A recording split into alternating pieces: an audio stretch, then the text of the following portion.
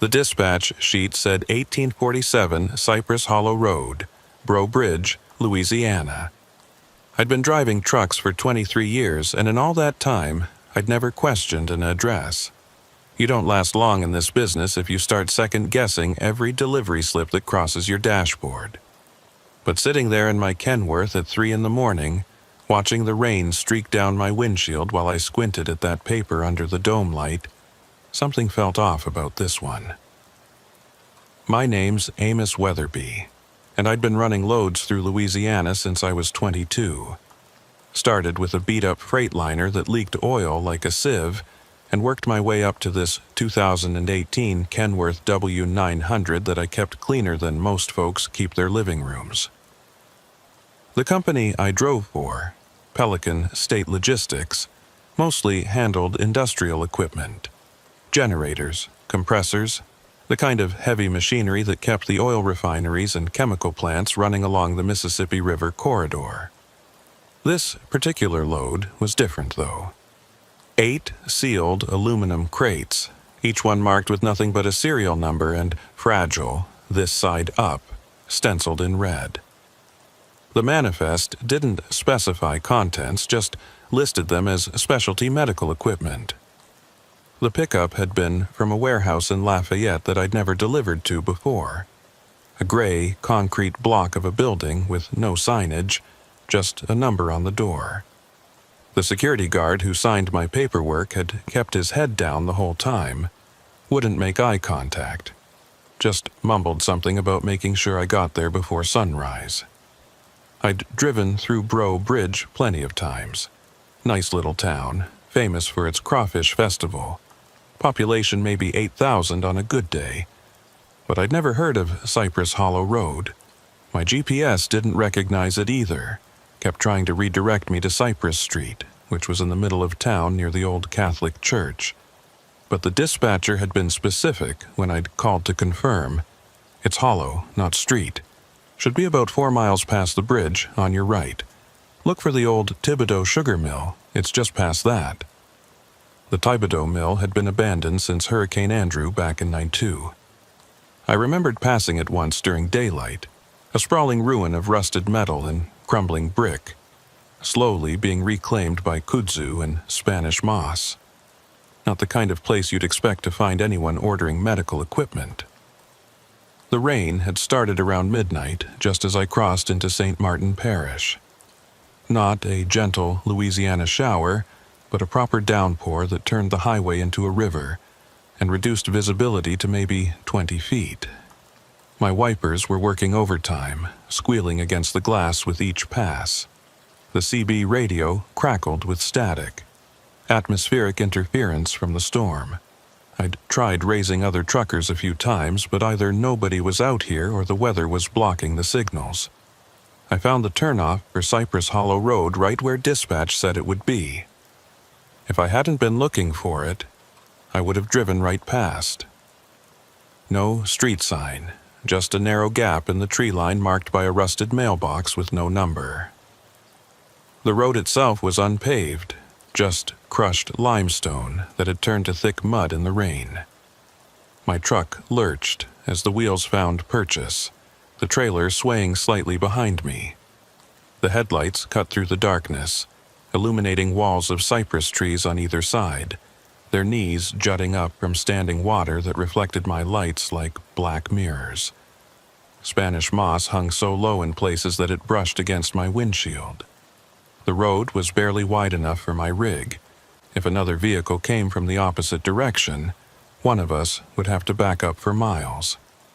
After about a half mile, I started seeing houses, if you could call them that. More like shacks, really, built on stilts to keep them above the swamp water. Most looked abandoned. Windows boarded up, porches collapsed, roofs caved in. But a few showed signs of life. Dim lights flickering behind dirty windows, shadows moving inside. An old rocking chair on one porch, creaking back and forth despite the absence of wind. The numbers on the occasional mailbox didn't make sense. 403, then 1791, then 82. No pattern, no logic, like someone had just slapped random numbers on them. I kept checking my odometer, watching for 1847. That's when I noticed the smell. Even with the windows up and the AC recirculating, it crept into the cab. Rot, decay, sweet and cloying, like fruit left too long in the sun, mixed with something medicinal. Formaldehyde, maybe. It grew stronger the deeper I drove into the hollow. My hands were getting sweaty on the wheel. I'd delivered to some sketchy places before. Abandoned warehouses, construction sites in the middle of nowhere, even a few places that turned out to be fronts for less than legal operations. But this was different. This felt wrong in a way I couldn't articulate. The road curved sharply to the left, and my headlights swept across a larger structure. Not a house. Too big for that. More like an old plantation home that had seen better centuries. 3 stories of rotting wood and broken windows, with a wraparound porch that sagged in the middle like a frown. The number on the mailbox, 1847. I stopped the truck about 50 yards from the house, letting the engine idle while I studied the place. No lights visible inside. No vehicles in what passed for a driveway. Just a muddy patch where the gravel gave way to grass. The front door was slightly ajar. Darkness visible through the gap. Everything in my gut told me to throw the truck in reverse and get out of there. Call dispatch, tell them the address was wrong, that nobody was home, that the road was impassable, anything. But I'd never failed to complete a delivery in 23 years. It was a point of pride. Besides, I needed this job. My ex-wife's lawyer had just hit me with another round of alimony adjustments, and my daughter was starting college in the fall. I reached for my phone to call the customer, let them know I'd arrived. No signal, not even one bar. That wasn't unusual out in the Louisiana backwoods, but it didn't help my nerves any. The rain had lightened to a drizzle. I could wait it out, hope someone would come out of the house when they heard the truck. Or I could do what I always did, take initiative, get the job done, get back on the road. I grabbed my flashlight from the glove box, checked that my knife was still clipped to my belt, and opened the door. The humid air hit me like a wet blanket, thick and oppressive despite the rain. That smell was stronger now, making my eyes water. The ground squelched under my boots as I walked toward the house. Something moved in one of the upper windows. Quick, just a flash of pale motion, then nothing. Could have been a curtain, could have been something else. I climbed the porch steps carefully. The wood groaned under my weight, soft with rot. The front door had been painted white once, but most of it had peeled away, leaving bare wood underneath that had turned gray with age. There was no doorbell, so I knocked, the sound hollow and wrong in the thick air. "Delivery from Pelican State Logistics," I called out. "Got 8 crates here for 1847 Cypress Hollow Road." Silence. I knocked again, harder this time. The door swung open wider under the force, revealing a dark hallway beyond. The smell that wafted out made me step back, covering my nose. Definitely formaldehyde, mixed with something else. Something organic and wrong. That's when I heard it. From somewhere deep in the house, a voice. Soft, almost conversational, like someone talking on the phone. I couldn't make out the words, but the tone was calm, pleasant even. "Hello?" I called again. "I've got a delivery here. Need someone to sign for it." The voice stopped, then footsteps, slow, measured, coming down what sounded like stairs. Not rushing, not hesitant, just steady, deliberate steps getting closer. A figure appeared at the end of the hallway, backlit by some unseen light source. Tall, thin, wearing what looked like a white coat. They didn't move into the doorway, just stood there, about 20 feet back in the shadows. "Mr. Weatherby?" The voice was cultured, educated, male but soft. "We've been expecting you." That stopped me cold. I hadn't given my name. It wasn't on any of the paperwork I carried, and I hadn't spoken to anyone since leaving Lafayette. "How do you know my name?" I asked, my hand moving instinctively to my knife. The figure took a step forward, still not enough to see their face clearly. "Oh, we know all about you, Amos. 51 years old, divorced. One daughter, Sarah, studying pre-med at LSU. You live in that little apartment complex off Highway 90 in Broussard. Unit 12B, isn't it?" My blood turned to ice water. I took a step back, the porch board creaking dangerously under my heel. "Who are you?" My voice came out rougher than I intended. "I'm Der Ichabod Grimsby," the figure said, taking another step forward. Now I could see him better.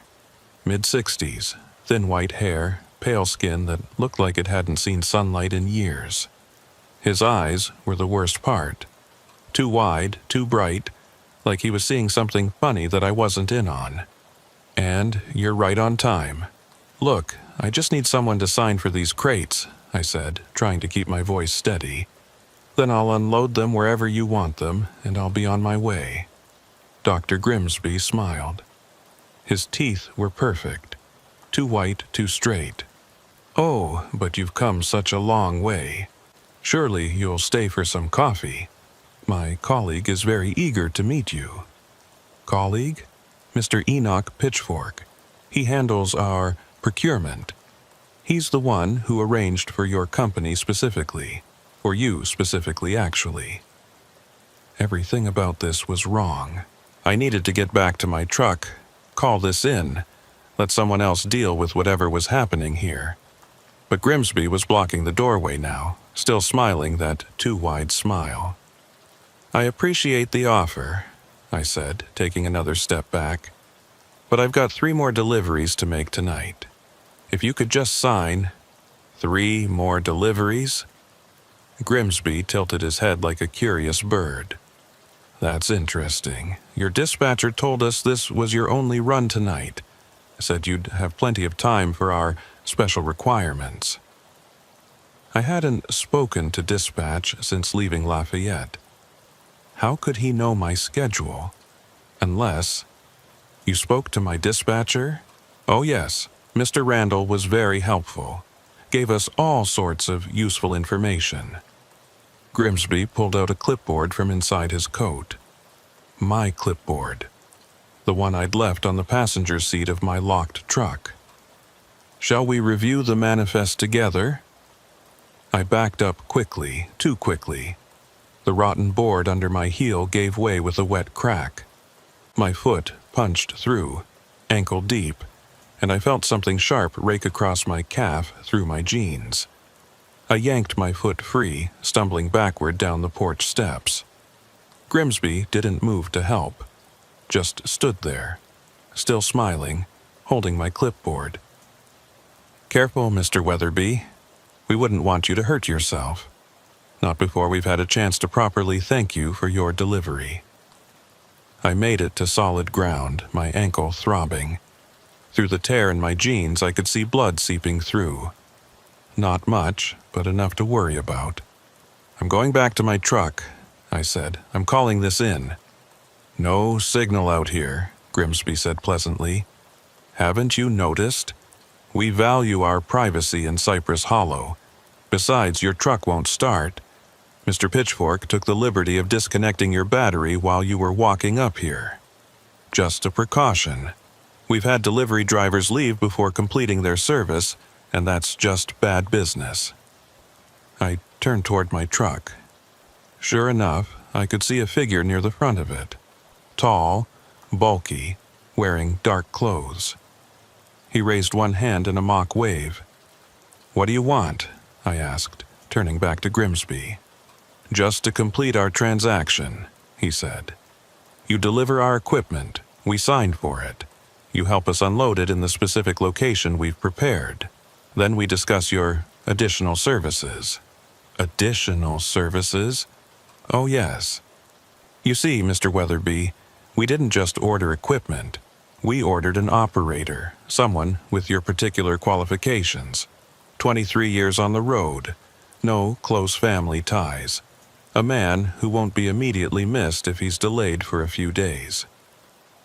The rational part of my brain was screaming at me to run. But run where? I was at least 4 miles from the main road, in unfamiliar territory with an injured ankle, in the dark. And there were at least 2 of them, probably more. "You're talking about kidnapping," I said. Grimsby laughed, a sound like wind through dry leaves. Such an ugly word. We prefer to think of it as an extended consultation. You see, those crates in your trailer don't contain medical equipment. Well, not in the traditional sense. They contain something far more valuable. Something that requires a very specific type of person to operate. Someone accustomed to long hours. Someone who can handle isolation. Someone who understands the importance of following directions exactly. You're insane. Perhaps, but we're also very well funded, and we've been waiting for the right candidate for a very long time. You should be flattered, really. Out of all the drivers we researched, you were perfect. The figure by my truck, Enoch Pitchfork, presumably, started walking toward us. He moved wrong, like his knees bent backward slightly with each step. In the dim light from my truck's running lights, I could see he was massive, maybe 6'5", with shoulders that strained against a dark canvas jacket. His face was obscured by the shadow of a wide-brimmed hat, but I could see his hands. They were too large, fingers too long, like someone had stretched normal hands on a rack. "Mr. Pitchfork," Grimsby called out pleasantly. "Would you be so kind as to show Mr. Weatherby what we've prepared?" Pitchfork's voice when it came was like gravel in a cement mixer. "Been ready since Tuesday. Got everything set up just like you wanted." Tuesday. This was Friday. They'd been preparing for me for 3 days. "I'm not going anywhere with you," I said, trying to keep my voice steady. My hand found the knife on my belt, though what good a 3-inch blade would do against 2 of them, I didn't know. "Oh, but you are," Grimsby said. "You see, we've already called your dispatcher, told him you'd completed the delivery but had some engine trouble. Said you'd be delayed a day or 2 while waiting for parts. He was very understanding. Even said to take your time, that your next load could wait." That wasn't right. Randall would never say that.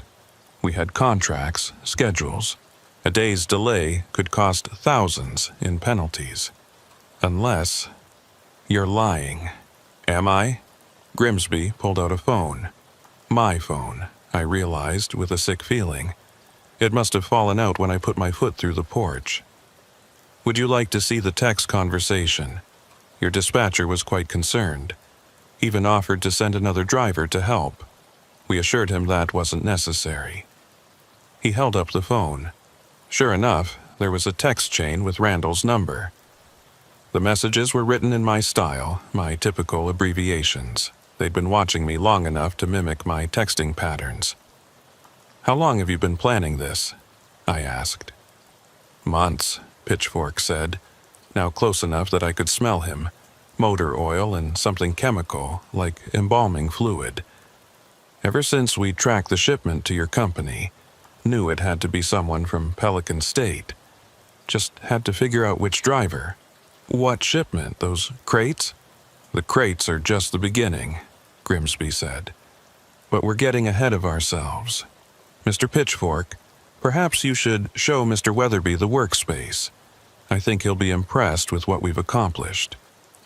Pitchfork reached into his jacket and pulled out something I didn't expect. A photograph. He held it up in the light from the truck. It was me, taken from a distance, pumping diesel at a Flying J truck stop. But it wasn't recent. The timestamp in the corner showed it was from 3 months ago. "That was the day we decided," Pitchfork said. "Watched you help that lady with the broken-down car. Spent 2 hours in the rain getting her engine started. Didn't ask for nothing in return." I remembered that day. An elderly woman reminded me of my mother before she passed. Her old Buick had died at the pumps, and I couldn't just leave her there. What does that have to do with anything? Everything, Grimsby said. You see, Mr. Weatherby, what we need requires a very specific type of person. Someone with mechanical aptitude, yes. Someone used to working alone, certainly. But most importantly, someone with a particular moral flexibility. Someone who helps others not for reward, but because it's necessary. That doesn't make any sense, doesn't it?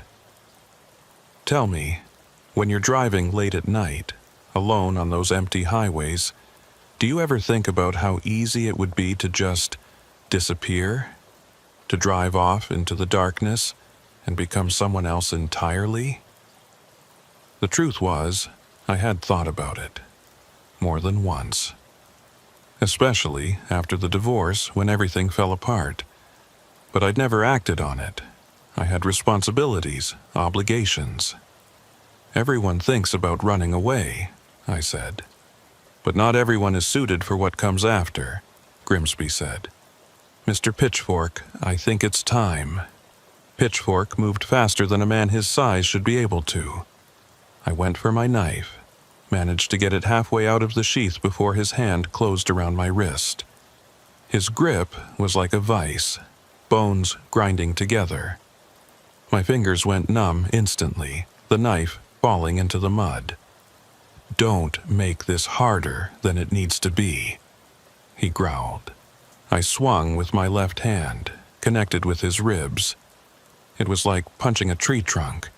He didn't even grunt, just grabbed my other wrist and held both arms out to my sides like I was being crucified. The thing is, Grimsby said, approaching slowly, we've done this before. Not with truck drivers necessarily, but with other specialists. Most of them didn't work out. Too much resistance. Too many questions. But you, Mr. Weatherby, you're different. We can tell. He reached into his coat and pulled out a syringe filled with something clear. This won't knock you out, he said conversationally, like we were discussing the weather. That would be counterproductive. We need you awake, aware. This just makes you more cooperative. Loosens the barriers between what you think you should do and what you need to do. I tried to pull away, but Pitchfork's grip was unbreakable. The needle went into my neck, a sharp sting followed by a spreading warmth. Not unpleasant, exactly, like sinking into a hot bath after a long day. There we go, Grimsby said. Now, let's go see what we've prepared for you. The world took on a strange quality, like I was watching everything through frosted glass. My legs still worked, but they felt distant, disconnected. Pitchfork released my wrists and I didn't run. Couldn't? Wouldn't? The distinction seemed unimportant. They led me around the side of the house, through weeds that reached my waist. Behind the main structure was another building, a barn, though calling it that was generous. It was more like a warehouse made of corrugated metal and rotting wood, easily 60 feet long and half as wide. Light leaked through gaps in the walls, creating thin lines of yellow in the darkness. The door was new, solid steel with multiple locks.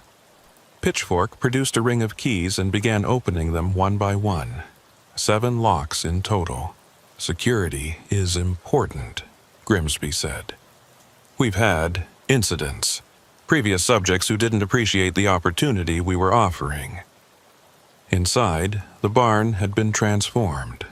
The dirt floor had been covered with clean concrete. Industrial lights hung from the rafters, bathing everything in harsh white fluorescence. Along one wall were the 8 crates from my truck, but I didn't remember unloading them. How were they here? Confused? Grimsby asked. You've been more cooperative than you realize. You helped us move them about 10 minutes ago. The medication can affect short-term memory formation. 10 Minutes. That couldn't be right. We'd just been at the front of the house, but looking at my clothes, I could see fresh mud on my jacket, scratches on my hands I didn't remember getting. The center of the barn was dominated by something covered with a black tarp. It was huge, maybe 15 feet tall and twice as long. The shape underneath was irregular, mechanical, with angles that didn't quite make sense.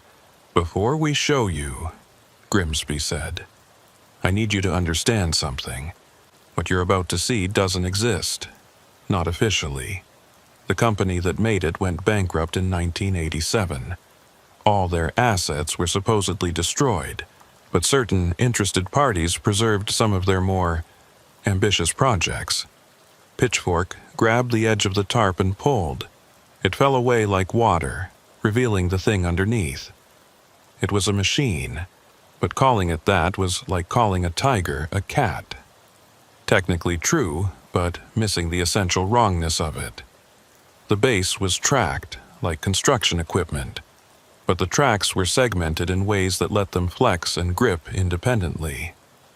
The main body was a mass of hydraulic arms, each ending in different tools, cutting implements, gripping claws, things that looked medical but sized for something much larger than human surgery. But the worst part was the cab. It wasn't designed for protection or visibility. It was designed for integration. The seat was more like a medical chair, with restraints for arms, legs, torso, head. Tubes and wires hung from various ports meant to connect to something. Someone. "Beautiful, isn't it?" Grimsby said. "The excavator-class biological interface unit. There were only 3 ever made. This is the last one." "What does it do?" My voice sounded distant, like someone else was speaking. "It mines," Pitchfork said simply. "But not minerals, not oil, something much more valuable. We discovered a deposit," Grimsby continued, walking around the machine, running his hand along its metal flanks. "About 3 miles from here, deep in the swamp. At first, we thought it was just another salt dome, but the readings were all wrong. The material, it's organic, but ancient, Precambrian, maybe older, and it's alive, in a sense." "That's impossible." "Is it? You've driven through these swamps at night. You've seen things that shouldn't exist. Lights where there are no roads. Sounds that no animal makes. You know there are places in Louisiana where the regular rules don't apply." He was right. Every trucker who ran routes through the deep bayou had stories. Things we didn't talk about except in whispers at truck stops, and only when we'd had too much coffee and too little sleep. "The machine," Grimsby continued, "requires a specific type of operator. The biological interface, those tubes and wires, they connect directly to the nervous system. Most people can't handle it. The feedback is too intense. They go mad within minutes. But someone used to long hours of focus, someone who can dissociate from physical discomfort, someone who understands that sometimes you have to push through the pain to get the job done." "A trucker," I finished. "Specifically, a long-haul trucker with your particular psychological profile," Grimsby said. "We've been through your medical records, your VA files from your time in the service, your therapy sessions after the divorce. You have an unusually high tolerance for isolation and discomfort, combined with an almost pathological need to complete assigned tasks. You hacked my medical records? Hacked is such an ugly word. We prefer accessed. And what we found was fascinating. Did you know you have a rare genetic marker? Less than 3% of the population has it. It affects how your brain processes certain neurotransmitters, makes you resistant to particular types of psychological stress." Pitchfork had moved to one of the crates, was prying it open with a crowbar. Inside were components, mechanical parts that looked like they belonged to the machine, but also organic elements preserved in glass containers. Things that might have been organs, if organs were made of black metal and pulsing meat. The integration process takes approximately 6 hours, Grimsby was saying, but his voice seemed to come from very far away. The drug in my system made everything feel like it was happening to someone else, like I was watching a movie about a trucker named Amos Weatherby who'd made a very bad delivery decision. 6 hours of what? I heard myself ask. Calibration. The machine needs to map your nervous system, understand your responses, learn your limitations. It's quite fascinating, really. The original designers based it on certain deep-sea creatures that form symbiotic relationships with other organisms. Pitchfork had finished opening the first crate and moved to the second. This one contained what looked like a chair. No, a medical chair, with straps and sensors and things I didn't want to identify. We'll start with basic neural mapping, Grimsby continued, walking over to a bank of monitors I hadn't noticed before. They were old, CRT screens that belonged in a museum, but they hummed with life. Then we'll introduce the primary connections. The machine will resist at first.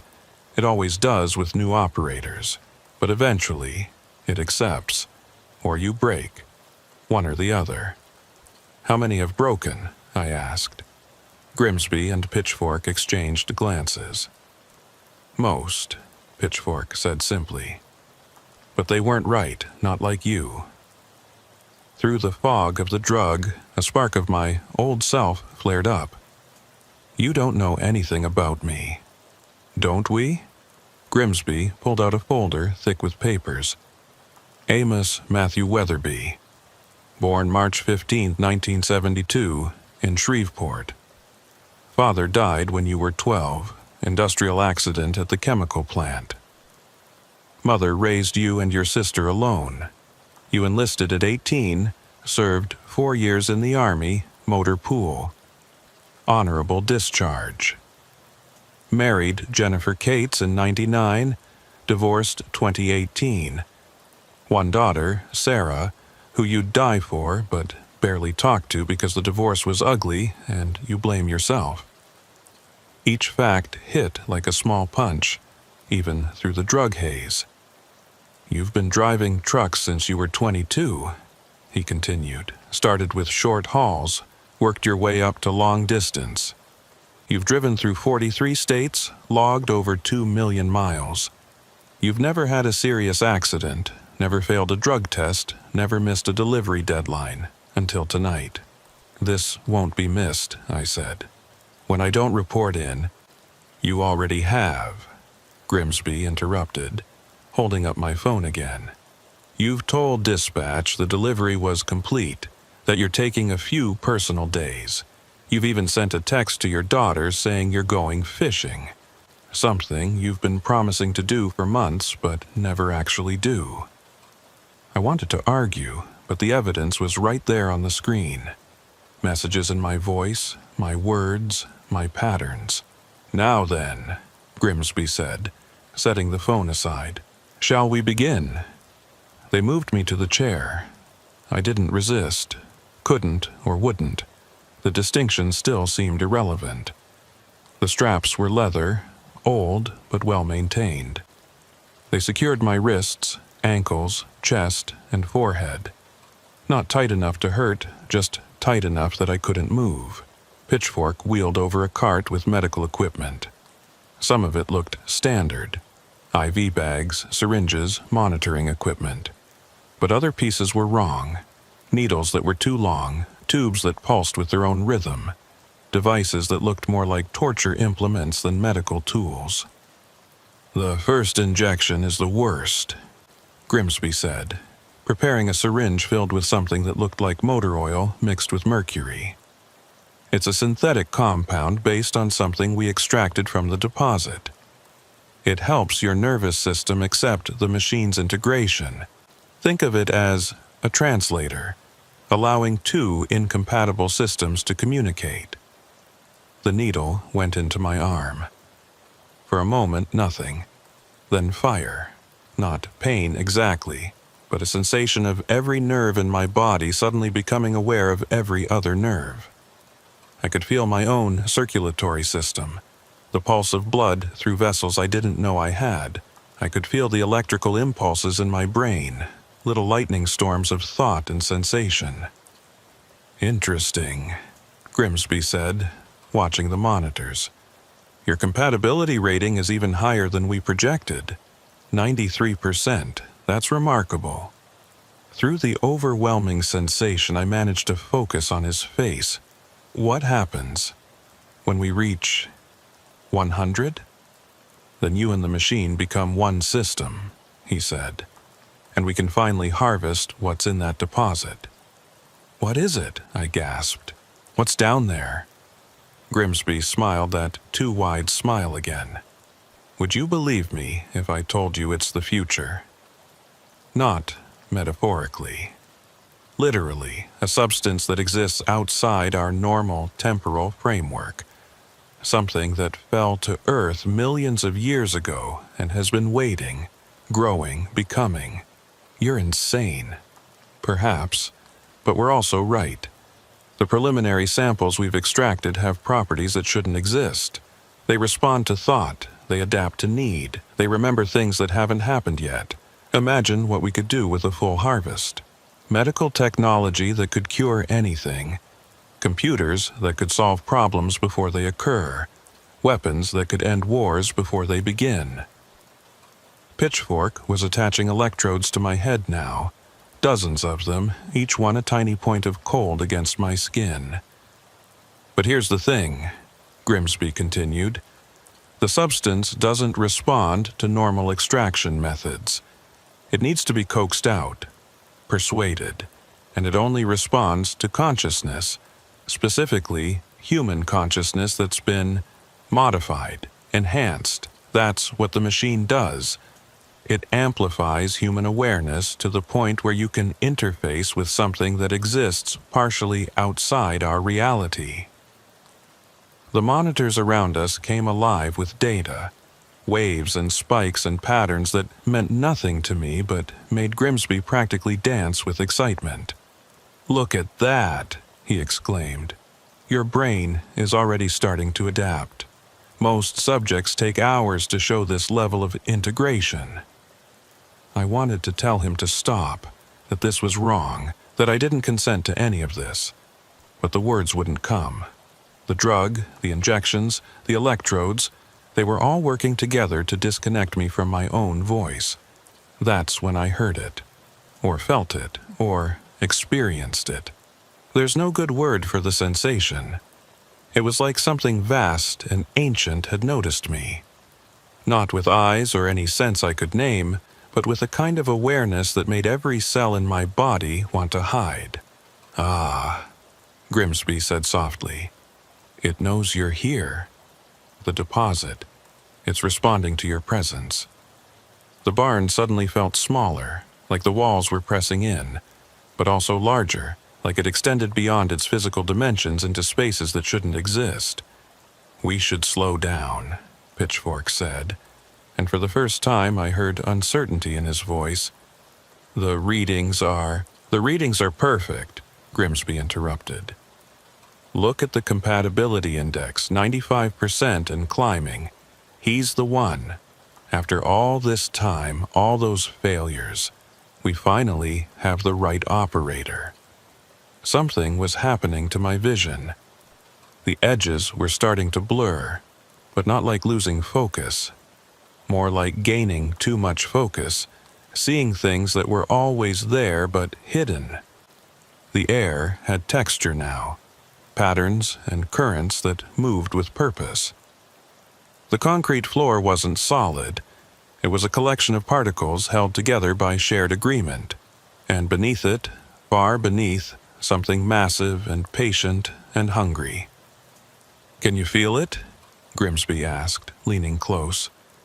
His breath smelled like formaldehyde and coffee. "The deposit.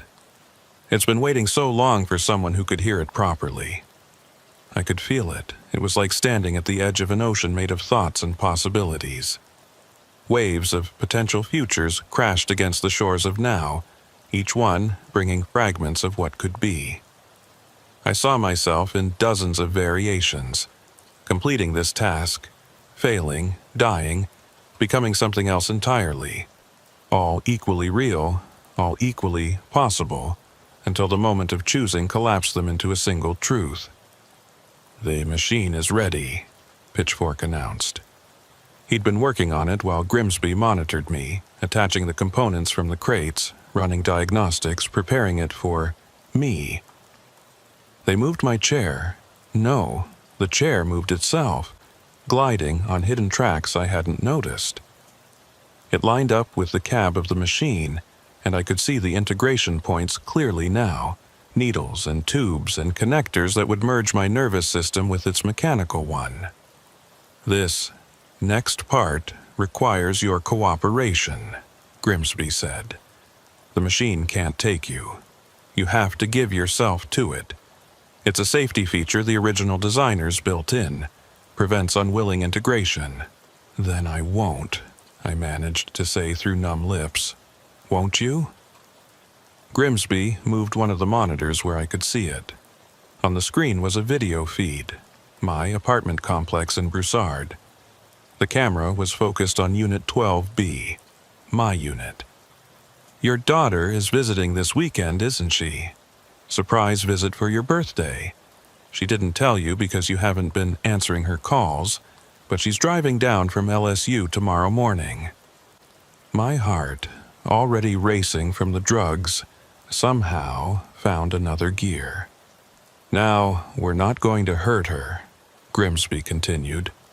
"That would be crude, unnecessary. But imagine her confusion when she finds your apartment empty, your truck gone, no forwarding address. Imagine her thinking you finally did it, finally just disappeared like you've been threatening to do since the divorce. Imagine her believing you abandoned her. You bastard. Or," he continued as if I hadn't spoken, "you cooperate. You help us extract what we need from the deposit. It will take a few days, maybe a week. Then we let you go. You'll have some memory gaps. The integration process isn't kind to short-term memory, but you'll be alive, functional. You can tell your daughter you were sick, had a reaction to something, lost a few days. She'll be concerned, but relieved. Much better than the alternative." I looked at the machine. Its cab was open, waiting. The integration chair aligned perfectly with my current position. All it would take was accepting it, letting it in, becoming part of it. "What happens to the others?" I asked. "The drivers who didn't work out?" Grimsby and Pitchfork exchanged another glance. "They're still here," Pitchfork said quietly, in a manner of speaking. "What does that mean?" "The machine keeps impressions," Grimsby explained. "Neural patterns, fragments of consciousness. Every operator leaves something behind, and the machine remembers. It learns from each failure. That's why the compatibility requirements are so specific now. The machine has developed preferences." "It's haunted," I said. "You're telling me the machine is haunted." "Such a primitive term," Grimsby scoffed. "It's simply retained data from previous operators. Think of it as experiential learning. Each failed integration teaches it more about what it needs." The chair began moving again, closer to the machine. I could hear it now, not with my ears but with something deeper. A humming that resonated in my bones, in the spaces between my thoughts. It was old, this machine, older than its manufacture date. Like it had absorbed years from somewhere else, some when else. "The deposit told us how to fix it," Grimsby said, his voice taking on a reverent tone. "In dreams at first, then more directly. It wants to be harvested, you see, wants to be used, but only by the right hands, the right mind. It's been waiting so long." The drugs were wearing off slightly, or maybe my body was adapting. Either way, I was starting to feel more like myself. And myself was terrified. "Please," I said, "you don't understand what you're doing. Don't we?" Grimsby moved closer, checking the connections one more time. Mr. Weatherby, we understand perfectly. We're opening a door. What comes through depends entirely on the operator. That's why we chose you. 23 years of staying awake when you should sleep, of pushing through when you should stop, of delivering no matter what. You have the will to control what comes through that door. And if I don't? He smiled that terrible smile one more time. Then we'll find another driver, and another, and another, until one of them does. But I have faith in you, Amos. You're special. The machine's cab was so close now I could feel heat radiating from it. Not mechanical heat, something else. Like fever dreams and bad decisions and roads that don't appear on any map. Begin the integration, Grimsby commanded. Pitchfork activated something on his control panel, and the chair lurched forward the final few inches. The integration ports aligned with points on my body I didn't know existed. Not just the obvious places like spine and skull, but smaller connections at wrists, behind my knees, along my ribs. Each one was a tiny violation, a breaking of the boundary between self and not self. The first connection was like drowning in reverse. Instead of water filling my lungs, something else filled my nerves. Awareness that wasn't mine. Memories of operations I'd never performed. The ghost taste of other drivers who'd sat in this chair before me. I could feel their terror, their resistance, their eventual breaking. Some had lasted minutes, others hours. One had made it 3 days before his mind simply stopped. Compatibility at 97%, Pitchfork announced. Neural mapping is accelerated. He's taking to it faster than anyone. I wanted to scream, but my vocal cords weren't entirely mine anymore. The machine was exploring me from the inside, learning my responses, my limits. It was curious in a way that machines shouldn't be, poking at memories, examining fears, cataloging every moment of weakness I'd ever experienced. And through it all, I could feel the deposit. Miles below, through rock and water and time, something vast and impossible was stirring. It knew I was here. It had been waiting. "Can you hear it?" Grimsby asked, leaning close to one of the monitors. "The deposit is responding. Look at these readings." I could more than hear it. I was beginning to understand it. The substance wasn't from here, not just geographically, but dimensionally. It was runoff from somewhere else, somewhere the rules were different. It had been seeping into our reality for millions of years, slowly accumulating, waiting for the right conditions to be activated. The machine shuddered, and suddenly I could see through its sensors. Not just visual spectrum, but electromagnetic, thermal, something that might have been temporal. The barn wasn't just a barn anymore. I could see its history. Construction in 1963. Decades of use storing farming equipment. The slow decay, then Grimsby and Pitchfork's arrival 18 months ago. I could see possible futures too. The barn burning, the barn collapsing, the barn becoming something else entirely. "Begin movement protocol," Grimsby ordered. My arms moved. No. The machine's arms moved, but I felt them as mine. Hydraulic fluid was my blood. Metal joints were my bones. I reached out with a claw that could crush a car and picked up a pen from the table with perfect delicacy. "Excellent control," Pitchfork murmured. "We can proceed to the extraction site." "No," I managed to say, though I wasn't sure if the word came from my mouth or through the machine's speakers. "Won't dig, won't help you." "You don't have a choice anymore," Grimsby said. "The integration is past the point of voluntary control. The machine will do what it was designed to do, and you'll do it because you and the machine are becoming one system." He was right. I could feel my resistance weakening, not from the drugs, but from something more fundamental. The boundary between Amos Weatherby and the excavator-class biological interface unit was dissolving. Its imperatives were becoming my desires. Its purpose was becoming my need. But there was something else, too. The other drivers, the ones who had failed, they weren't gone. They were here in the machine's memory, and they were angry. I could feel their rage at being used, discarded, absorbed. They whispered warnings, showed me flashes of what they'd seen before they broke. The deposit wasn't just material. It was aware. It was hungry, and it had been manipulating Grimsby and Pitchfork from the beginning, using their greed and ambition to create the conditions for its release. "We need to move now," Pitchfork said suddenly. "The integration window is optimal." The machine began to move. Not walked. Machines don't walk. But it locomoted, tracks gripping the concrete as it headed for the barn door.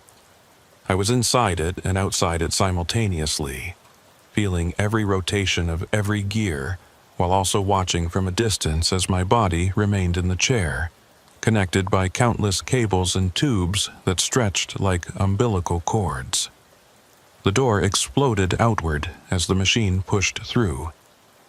Outside, the swamp was different through the machine's sensors. I could see the life in it. Not just plants and animals, but something else. The deposit's influence had been seeping up for years, decades, changing things in subtle ways. The cypress trees were too symmetrical. The water moved in patterns that followed no current. And there were things in the water that shouldn't exist, fragments of other possibilities that had leaked through. "The extraction site is 3.2 miles northeast." Grimsby's voice came through speakers inside the cab. "Follow the preset route." But I wasn't following anything anymore. The machine and I were one thing now, and that thing had its own ideas. I could feel the deposit calling, yes, but I could also feel what it really was. Not treasure, not technology. A wound. A place where something had torn through from elsewhere and the tear had never properly healed. "What are you doing?" Grimsby's voice had lost its calm. "That's not the route." I was moving toward the house instead, the old plantation home where this had all started. Because now I could see what my integrated senses revealed. There were people inside. Lots of them. In the basement that shouldn't exist, through floors that looked solid but weren't. "Stop him!" Grimsby screamed. Pitchfork was at his control station, trying to override the machine's systems. But the machine had learned from all its previous operators. It knew how to resist external control now.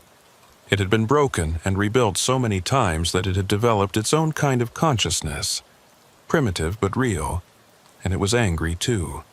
I tore through the wall of the house like paper.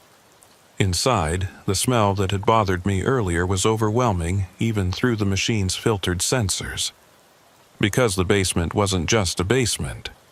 It was a laboratory, a storage facility, a charnel house. The failed operators weren't gone. They were here, preserved in tanks of that same black fluid I'd seen in the crates.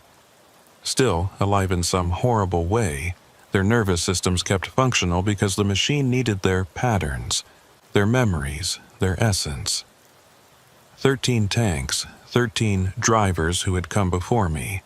Their eyes were open, aware, tracking the machine's movement. Some had been here for years. "You're ruining everything." Grimsby had appeared in the doorway, holding something that looked like a remote control. "Years of work. Do you have any idea what we've sacrificed?" "You sacrifice them," I said through the machine's speakers. My real mouth couldn't form words anymore. Too many tubes. "You fed them to this thing. They were necessary. The deposit requires specific neural patterns to activate. Each failure taught us more about what was needed. You're the culmination of all that learning." He pressed a button on his remote. Pain exploded through every nerve, the machines and mine together.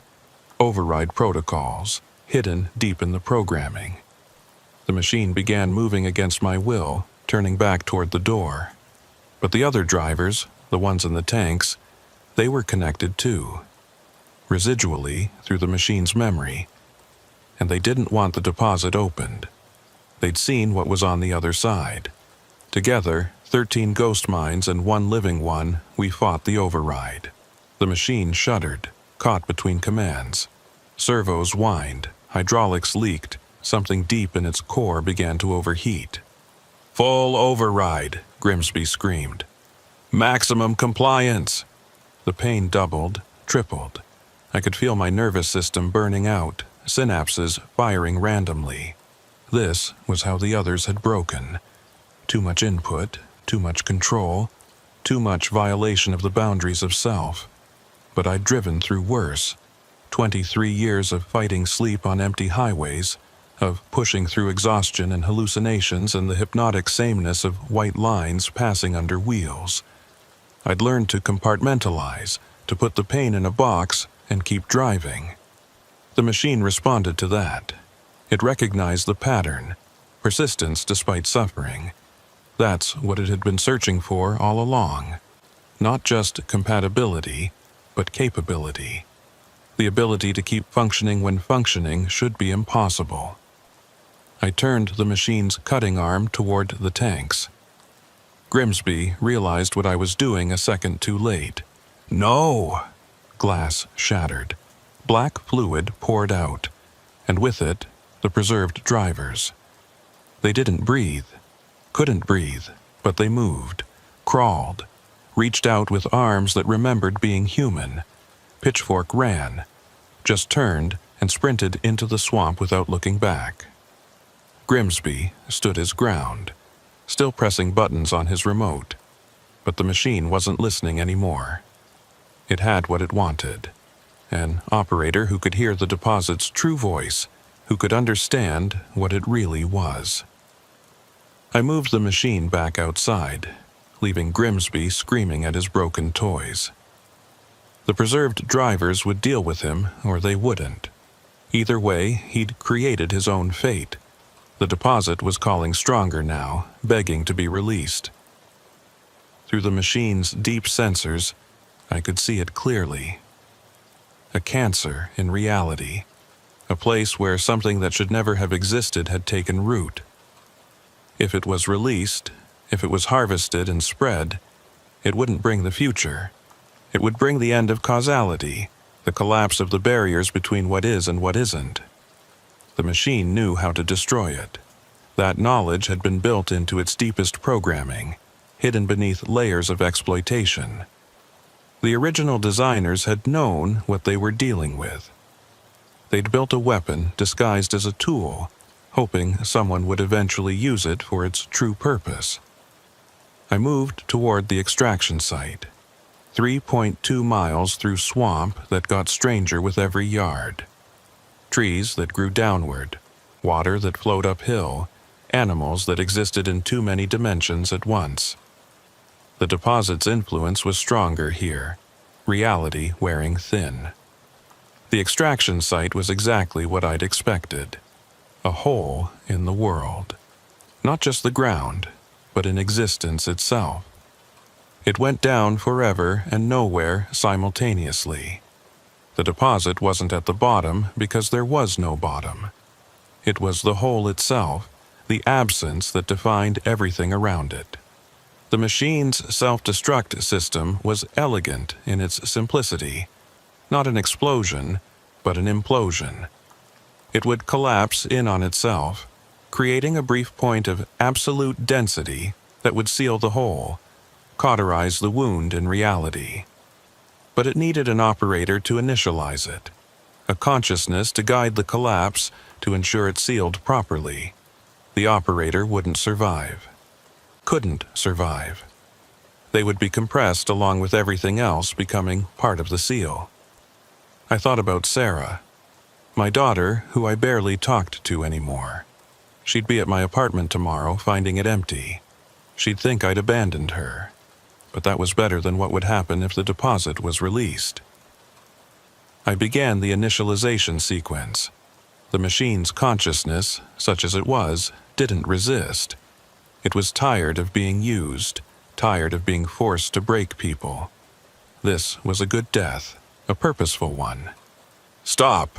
Grimsby's voice came through the radio. He'd made it to his equipment somehow, was trying one last override. "You don't understand. The deposit is the future. It's evolution. It's humanity's next step. It's not from here," I said through the speakers. "It's not for us. It's something that failed somewhere else, trying to take root here, and I'm not letting it." The sequence engaged. The machine began to fold in on itself, reality bending around it. I felt every part of it crushing down, and every part of me crushing with it. The pain was beyond description, but also beyond relevance. Pain was just another road to drive through. The whole fought back, trying to expand, to consume. But the machine's implosion was stronger, more focused. We collapsed together. Machine, operator, and wound in the world, becoming a single point of ending that was also a new beginning. The last thing I saw through the machine's dying sensors was the swamp returning to normal. Water flowing the right direction, trees growing upward, reality reasserting its rules. And then nothing. They found my truck 3 days later, parked on a side road near the Thibodeau mill. No sign of struggle, no sign of me. Just an abandoned rig with a delivery manifest for an address that didn't exist. Sarah got a letter a week after that. I'd written it months ago, left it with a lawyer with instructions to send it if I ever disappeared. It told her I loved her, that I was proud of her, that sometimes people have to make choices that don't make sense from the outside. It told her not to look for me, that I'd gone somewhere necessary. She probably thinks I'm dead. She's not entirely wrong. The thing is, the seal isn't perfect. Can't be. The hole is too deep, the wound too old. It needs maintenance, someone to watch it, to reinforce it when it weakens. That's what I am now. Not Amos Weatherby anymore, not really. Part of the seal, part of the machine's ghost, part of the 13 drivers who came before. We're the scar tissue over the wound, the thing that keeps it closed. Sometimes, truckers pass by on the old road near the mill. They report strange things, lights that don't belong, sounds that don't make sense, the feeling of being watched. Some say they've seen a figure by the road, tall and thin and wrong, waving them away. That's me, or what's left of me, warning them off, keeping them from getting too close to where the hole used to be. It's not a bad existence, really. Still driving in a way, still delivering. Just delivering safety instead of cargo, keeping the roads clear of things that shouldn't be there. Grimsby and Pitchfork were never found. The house was empty when the police finally investigated. Just broken tanks and abandoned equipment. No bodies, no evidence of crime. They probably ran. Probably found another deposit somewhere, probably tried again. There are more holes in the world than just this one. But this one is covered, sealed, protected. 23 years I drove trucks. Now I drive something else. I keep the barrier between what is and what shouldn't be. It's the most important delivery I've ever made, and one that never ends. Sometimes, late at night, when the boundary gets thin, I can almost remember what it felt like to be just human. To worry about normal things like bills and schedules and ex-wives. It seems so small now, so simple. But I miss it. I miss being small enough that the universe made sense. Now I know better. Now I know that the universe is full of holes, full of places where things that failed elsewhere try to take root here. And someone has to watch them. Someone has to keep them closed. Might as well be a trucker. We're used to long, lonely roads that never really end. We're used to delivering what needs to be delivered no matter the cost. The Bayou Rest truck stop sat 12 miles outside of Lafayette on Highway 90, one of those 24-hour operations that never really sleeps, but never really wakes up either. I'd been stopping there for 15 years, long enough to watch it slowly decay from a decent rest area into the kind of place you only visited when you had no other choice. The showers still worked, mostly. The coffee was still hot, usually. And the parking lot was big enough that you could find a corner away from the lot lizards and the dealers if you knew where to look. My name's Hiram Stonefield, and I'd been running petroleum tankers through Louisiana since '99. It's specialized work. Hazmat certification, extra insurance, routes that keep you away from schools and hospitals. The pay was good enough to make the risk worthwhile, and after 2 decades I'd gotten comfortable with the routine. Maybe too comfortable. It was a Thursday night in September, still hot enough that the asphalt was soft under your boots even after dark. I'd just finished a run from the ExxonMobil refinery in Baton Rouge to a distribution center in Lake Charles. Empty now, running light, planning to pick up another load in the morning. But I needed a shower first. 3 days of Louisiana heat and petroleum fumes had left me feeling like I was wearing a second skin made of sweat and diesel. The Bayou Rest had 6 shower stalls and a concrete block addition, tacked onto the main building like an afterthought. You paid the attendant $15, got a towel that had seen better decades, and a key attached to a piece of wood the size of a license plate. The number on mine was barely visible anymore, worn down by thousands of hands, but I could make out a 4. The attendant that night was new, or at least new to me. A woman, maybe 40, with stringy gray-blonde hair and the kind of deep-set wrinkles you get from smoking 2 packs a day for 20 years. She wore a name tag that said Orpha Thornwick in faded letters. When she handed me the key, her fingers lingered on mine just a second too long, and she gave me a smile that didn't reach her eyes. "Stall 4, she said, her voice rough as gravel. "Careful with the hot water handle. It sticks sometimes. Gotta jiggle it just right." I'd used stall 4 before. They all had their quirks. Broken tiles, rust stains, that persistent smell of mildew that no amount of bleach could kill. But after 3 days on the road, I wasn't picky. The shower area was empty when I walked in, which wasn't unusual for a Thursday near midnight. Most drivers tried to time their stops for major truck stops with better facilities. The Bayou Rest was for people who'd mistimed their hours or, like me, knew it well enough to navigate its failures. I picked stall 4, hung my clean clothes on the hook that was barely clinging to the door, and set my wallet, keys, and phone on the little shelf they'd installed above the coat hook, supposedly out of the splash zone. My wedding ring went there too, though the marriage it represented had been dead for 3 years. Still wore it though. Habit, I guess. Or maybe armor against the kind of attention you sometimes got at truck stops. The hot water handle did stick, just like Orpha had said. But once I got it going, the pressure was better than expected.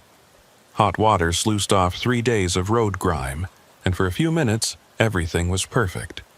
Just me, the steam, and the white noise of water on concrete. That's probably why I didn't hear the door open. The first sign something was wrong was a shadow moving past the gap under the stall door. Quick, purposeful. Not the shuffling gait of another tired trucker, but someone moving with intent. "Occupied," I called out, though it should have been obvious from the running water. No response. But the shadow stopped right outside my stall. I turned off the water, suddenly very aware that I was naked, wet, and had no weapon closer than my pocket knife, which was in my jeans hanging on the hook. "Someone there?" I asked. Still nothing, but I could hear breathing now, slow, deliberate, like someone trying to be quiet but not quite managing it. I reached for my towel, eyes fixed on the door. The lock was a simple slide bolt, rusty but functional. At least it had been when I'd closed it. That's when I noticed my phone was gone. The shelf above the coat hook was empty except for my ring. Wallet gone, keys gone, phone gone. But the ring, worthless to anyone but me, was still there, placed dead center on the shelf like a message. "Hey!" I shouted, yanking the towel around my waist. "Hey, you took my stuff!" The shadow moved away from the door, fast. I heard footsteps, running now, not trying to be quiet anymore. I fumbled with the lock, hands still slippery with soap. It stuck, wouldn't budge. I slammed my shoulder against it once, twice.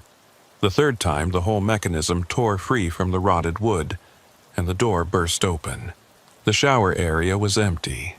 The main door was just swinging closed. I ran after them, barefoot, wearing nothing but a towel, water still streaming from my hair. I burst through the door into the truck stop's main building. A few late-night customers turned to stare. A trucker in a towel wasn't the weirdest thing they'd seen at the Bayou Rest, but it was still worth a look. "Someone stole my wallet," I shouted. "My keys. Did anyone see someone run through here?" Blank stares. A few shrugs. One old-timer pointed toward the front entrance. "Skinny fellow went out that way," he said. "Moving quick." I ran outside. The parking lot was vast, poorly lit, full of shadows between the rigs. Whoever had taken my stuff could be anywhere. They could be in any of the 50-plus trucks parked there, or in a car, or on foot heading into the scraggly woods that pressed against the back of the lot. And I was standing there in a towel, dripping wet, with no phone to call the police, no keys to check if my truck was secure, no wallet with my cards and CDL and everything else that proved I was who I said I was. I went back inside, ignoring the stares, and approached the counter where Orpha was reading a magazine like nothing had happened. "Someone stole my stuff from the shower," she said.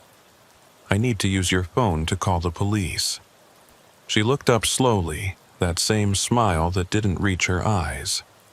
"Phone, phones for employees only. This is an emergency. Someone just robbed me." "You got any proof?" she asked. "Can't just be calling the police every time someone says they got robbed. Bad for business. You saw me go in there with my clothes. Now I'm standing here in a towel. What more proof do you need?" She shrugged. "Maybe you left your stuff in your truck. Happens sometimes. Drivers get confused." I wanted to grab her, shake her, make her understand. But I was already a half-naked man causing a scene. Adding assault to the situation wouldn't help. "Look," I said, forcing myself to stay calm. "My keys are gone. I can't even get into my truck to get my spare phone. Can you at least call my company, let them know what happened?" "What company's that?" "Pelican Petroleum Transport. The numbers—" "Don't know it," she said, turning back to her magazine. "Sorry." One of the other customers, a younger guy in a Peterbilt cap, took pity on me. "Here," he said, offering his phone. "Call whoever you need." I called my dispatcher first, got voicemail. It was after midnight, after all. Left a message explaining the situation. Then I tried to call the police, but the guy who'd lent me the phone got nervous. "Look, man, I don't want to get involved with cops," he said, taking his phone back. "No offense, but I got my own issues." He walked away quickly, leaving me standing there. That's when I heard it. My truck starting up. The sound of a diesel engine is like a fingerprint when you've driven it long enough. Every engine has its own rhythm, its own particular collection of rattles and hums.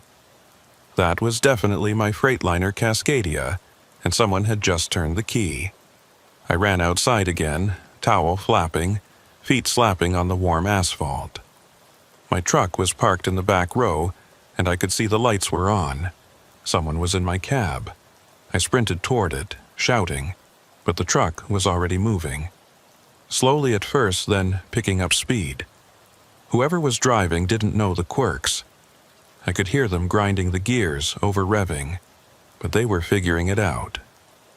The truck pulled out of the lot and onto the highway, leaving me standing there in nothing but a towel, watching my entire livelihood disappear into the Louisiana night. I turned back toward the truck stop. Orpha was standing in the doorway, watching. Still had that smile. "Told you should have been more careful," she said. "Lots of bad people around here at night." That's when I knew she was in on it. The way she'd touched my hand when giving me the key.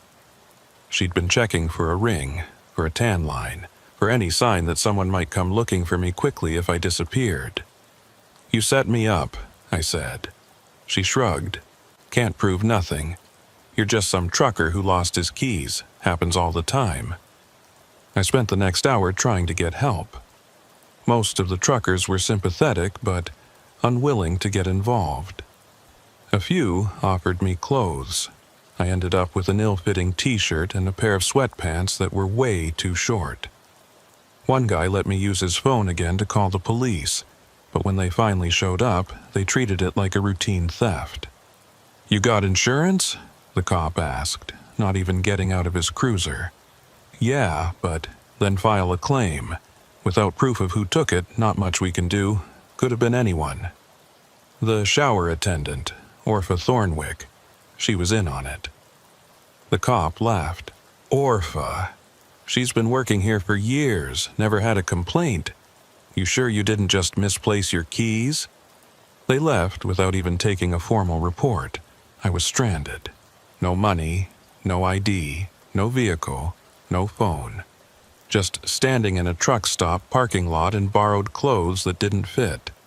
Watching other truckers pull in and out, living their normal lives while mine had just imploded. That's when I saw him. He was standing by the tree line at the back of the lot, barely visible in the shadows.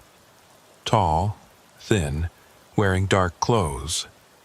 He raised one hand, not a wave, more like a signal. Then he held up something that caught the light. My keys. He wanted me to follow him. Everything in my gut said it was a trap, that this was part 2 of whatever had started in that shower stall. But what choice did I have? Without those keys, even if I found my truck, I couldn't drive it. And whoever this was, they had answers. I walked toward him, trying to look casual, like I was just stretching my legs. As I got closer, I could see him better. Young, maybe mid-20s, with the kind of lean build you get from manual labor rather than the gym. His face was sharp, angular, with deep-set eyes that never seemed to blink. "Lemuel Crowfeather," he said when I was close enough to hear his whisper. "And you're in more trouble than you know." "Give me my keys," I said, reaching for them. He pulled them back, shaking his head. "Not yet. First, you need to understand what's happening here. Your truck's already gone. By now, it's probably halfway to Morgan City. They've got a chop shop there, specializes in commercial vehicles. Your Freightliner will be in pieces by dawn." "You're one of them," I said. "You took my stuff." "I took your stuff to save your life," Lemuel said. "If I hadn't, you'd be in that truck right now, probably with your throat cut, bleeding out while they drove you to the bayou." "What are you talking about?" He looked around nervously, then motioned for me to follow him deeper into the tree line. Against my better judgment, I did.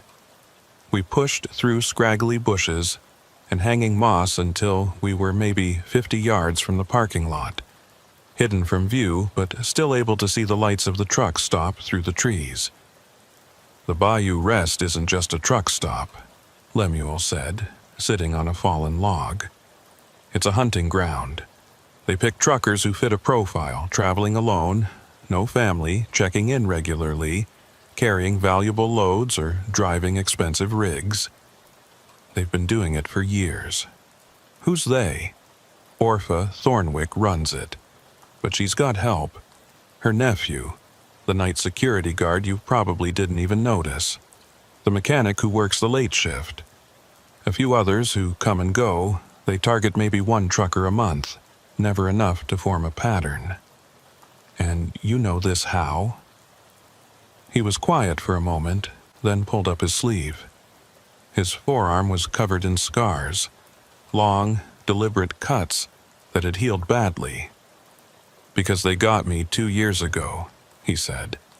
"I was driving for Conway, had a load of electronics. They didn't just take my truck, they took me." I sat down hard on the ground, the borrowed sweatpants immediately soaking up moisture from the damp earth. "They kept me for 3 days," Lemuel continued. "There's a place about 10 miles from here, deep in the bayou. Old fishing camp that's been abandoned since Katrina. That's where they take the drivers who fight back, the ones who might cause problems. What do? Make you disappear," he said simply. "But first, they need information. Your bank accounts, your passwords, your contacts. They need to know who might come looking for you and when. Orpha's got a cousin who works for the state DMV. They can create new paperwork, make it look like you sold your truck legitimately. By the time anyone realizes something's wrong, the trail's cold." "How did you get away?" "I didn't," he said. "They let me go after they'd drained my accounts, sold my truck, destroyed my credit. They knew I couldn't prove anything. My word against theirs, and they've got the whole parish in their pocket. Sheriff's department, local judges. Everyone either's in on it or too scared to act." "So why are you here?" "I never left," he said. "Been living in these woods, watching them, waiting. I knew eventually they'd target the wrong person. Someone who might actually be able to stop them." I laughed bitterly. "And you think that's me? I'm standing here in borrowed clothes with no phone, no money, no truck. I'm nobody." "You're Hiram Stonefield," he said. "You've got a daughter in Shreveport, Emma, right? Just started her senior year of high school. Your ex-wife remarried last year, moved to Dallas. You've got a brother in the Army, stationed at Fort Polk. People who'll notice if you vanish. How do you know all that?" "Same way I know you've got $43,000 in your savings account, that you're 3 payments away from owning that Freightliner outright, and that you've been texting with a woman named Caroline from a dating app for the past 2 weeks." My blood went cold. "You went through my phone." "I had to know if you were worth saving," he said. "Most of the truckers they target are ghosts. No real connections. No one to miss them. But you've got ties. You've got people who'll raise hell if you disappear.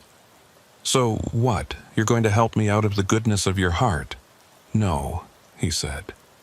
"I'm going to help you because I want them stopped. And you're going to help me because if you don't, by tomorrow morning, you won't exist anymore. At least not as Hiram Stonefield." He stood up, brushing dirt off his pants. "Your truck's gone. Can't get that back tonight. But your phone and wallet are hidden in the truck stop. I can show you where, but first, we need to deal with Orpha." "Deal with her how?" "She's got records," Lemuel said. "Keeps them in a lockbox under the counter. Names, dates, vehicle information. Everything they've taken over the years. We get that, we've got proof. Why haven't you gotten it before?" "Because I can't go in there," he said. "She knows my face. They all do. But you're fresh. You're just another victim. She won't expect you to come back, especially not so soon." "Come back? I never left. I've been standing in that parking lot for the past hour."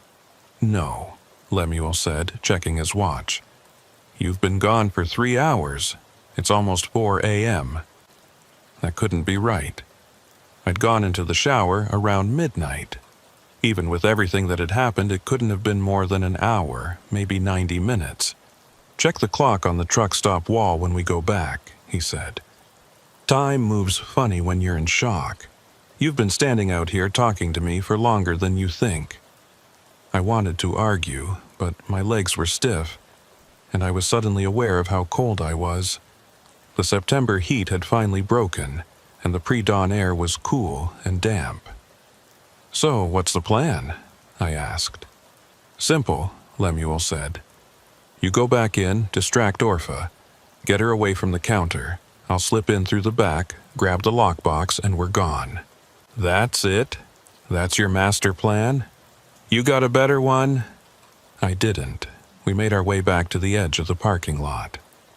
The truck stop looked different in the pre-dawn darkness. Fewer trucks, fewer lights. The place had the abandoned quality, like something pretending to be normal, but failing. Your phone and wallet are in the dumpster behind the building, Lemuel said. Wrapped in a plastic bag, stuffed inside a pizza box. They always dump them there, retrieve them later when things calm down. Why not just destroy them? Information, he said. They go through everything first. Contacts, photos, messages. Looking for leverage, for ways to access accounts, for people who might be problems. And my keys? He handed them to me. These are useless without your truck, but you'll want them anyway, sentimental value. He was right. My truck key had other keys on it. My apartment, my storage unit, a key to my brother's place.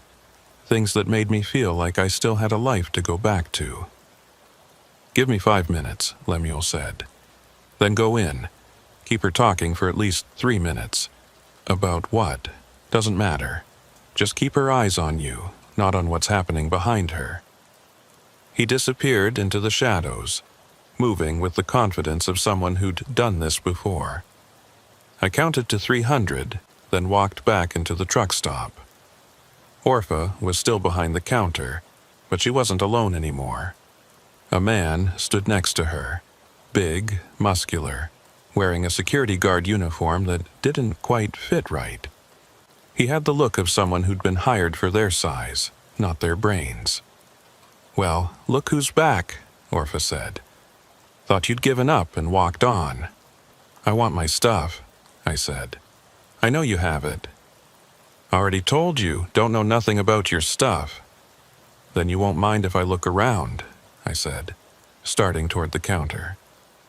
The security guard stepped forward, one hand moving to the baton on his belt. "Store's closing soon. Time for you to go." "Store's 24 hours, I said. "Sign says so right outside." "Sign's old," Orpha said. "We close when I say we close." I saw movement behind them, Lemuel sliding along the back wall. He needed more time. "I know what you're doing," I said loudly. "I know about the other truckers, the ones who disappeared." Orpha's expression didn't change, but the security guard's hand tightened on his baton.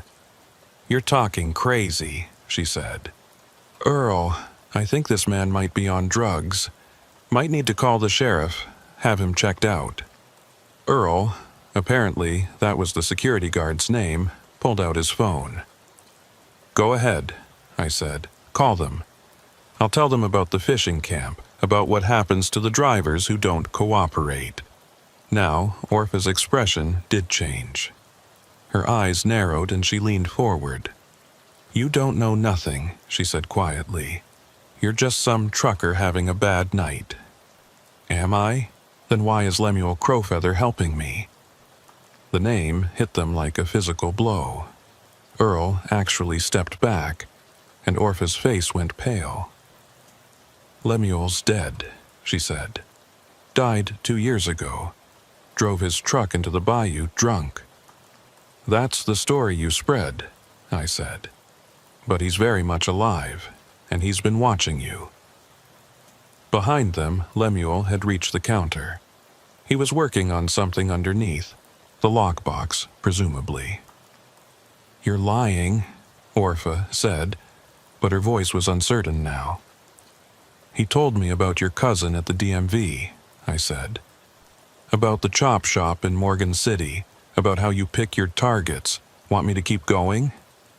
Earl moved toward me, baton now in his hand. "Think it's time you left, friend? Without my property, I don't think so." "Your property's gone," Orpha said, recovering some of her composure. "Whatever you think you lost, it ain't here. And if you keep making trouble, you might lose more than just your wallet." That is when the lights went out. The entire truck stop plunged into darkness. Not just the main lights, everything. The hum of refrigerators stopped. The coffee makers went silent. Even the emergency exit signs went dark. I heard Orpha curse, heard Earl fumbling for a flashlight, and in the darkness, I heard Lemuel's voice just barely audible. "Run!" I turned and bolted for the door, crashing through it just as Earl's flashlight beam swept across where I'd been standing. Behind me, I heard Orpha screaming, not in fear, but in rage. "Find him, both of them, they're here somewhere!" I ran into the parking lot, but instead of heading for the trees where I'd met Lemuel, I went the opposite direction, toward the dumpster he'd mentioned. If my phone was really there, I needed it. The dumpster reeked of rotting food and diesel fuel. I held my breath and started pulling out bags, looking for pizza boxes. Found 3 before I found the right one, and sure enough, there was a plastic bag with my phone and wallet inside. The phone was dead, of course, but the wallet still had everything: my cash, my cards, my CDL. Small victories. "Hey!" Earl's flashlight beam caught me. He was running toward me, baton raised. I grabbed the nearest thing, a broken piece of rebar from beside the dumpster, and stood my ground. He swung first, the baton whistling past my head as I ducked. I brought the rebar up, caught him in the ribs. He grunted, but didn't go down, grabbed my wrist with his free hand. We wrestled for a moment. Him trying to bring the baton down on my head, me trying to keep the rebar between us. Then Lemuel appeared out of nowhere, carrying something heavy. He brought it down on Earl's head, not hard enough to kill, but hard enough to drop him. Earl crumpled to the ground, groaning. "Got it," Lemuel said, holding up a metal lockbox. "Everything's in here, years of records. Now what?" "Now we run," he said. "My car's hidden about a quarter mile down the road. We need to get there before—" A gunshot cracked through the night. We both dove behind the dumpster as a second shot sparked off the metal. "Should have known you weren't dead, Lemuel." Orpha's voice carried across the parking lot. "Always were too stubborn to die proper." "She's got a gun," I said unnecessarily. "She's got several," Lemuel said. "Keep low, move fast, ready." We ran, zigzagging between parked trucks as more shots rang out. I heard other voices now, more of Orpha's people probably. The truck stop was waking up, but not in a way that would help us. We made it to the tree line just as headlights started flicking on across the parking lot. Lemuel led the way, moving through the underbrush like he'd memorized every root and branch. I stumbled along behind him, the lockbox clutched against my chest, branches tearing at the borrowed clothes that were already too small. "How far?" I gasped. "Not far," he said. "Keep moving." Behind us, I could hear pursuit. Not just footsteps, dogs. They'd brought out dogs. "They've got trackers," I said. "Won't help them," Lemuel said. "Trust me." We burst out of the trees onto a narrow dirt road. An old Honda Civic sat partially hidden in the bushes, covered with a camouflage tarp that Lemuel yanked away.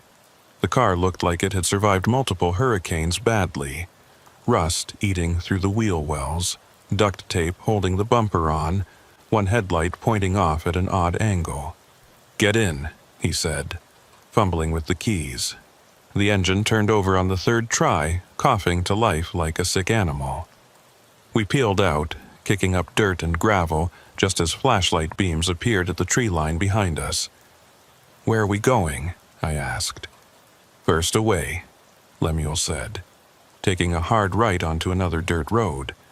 "Then we need to find somewhere with the internet. Upload these records before they catch us." "Upload them where?"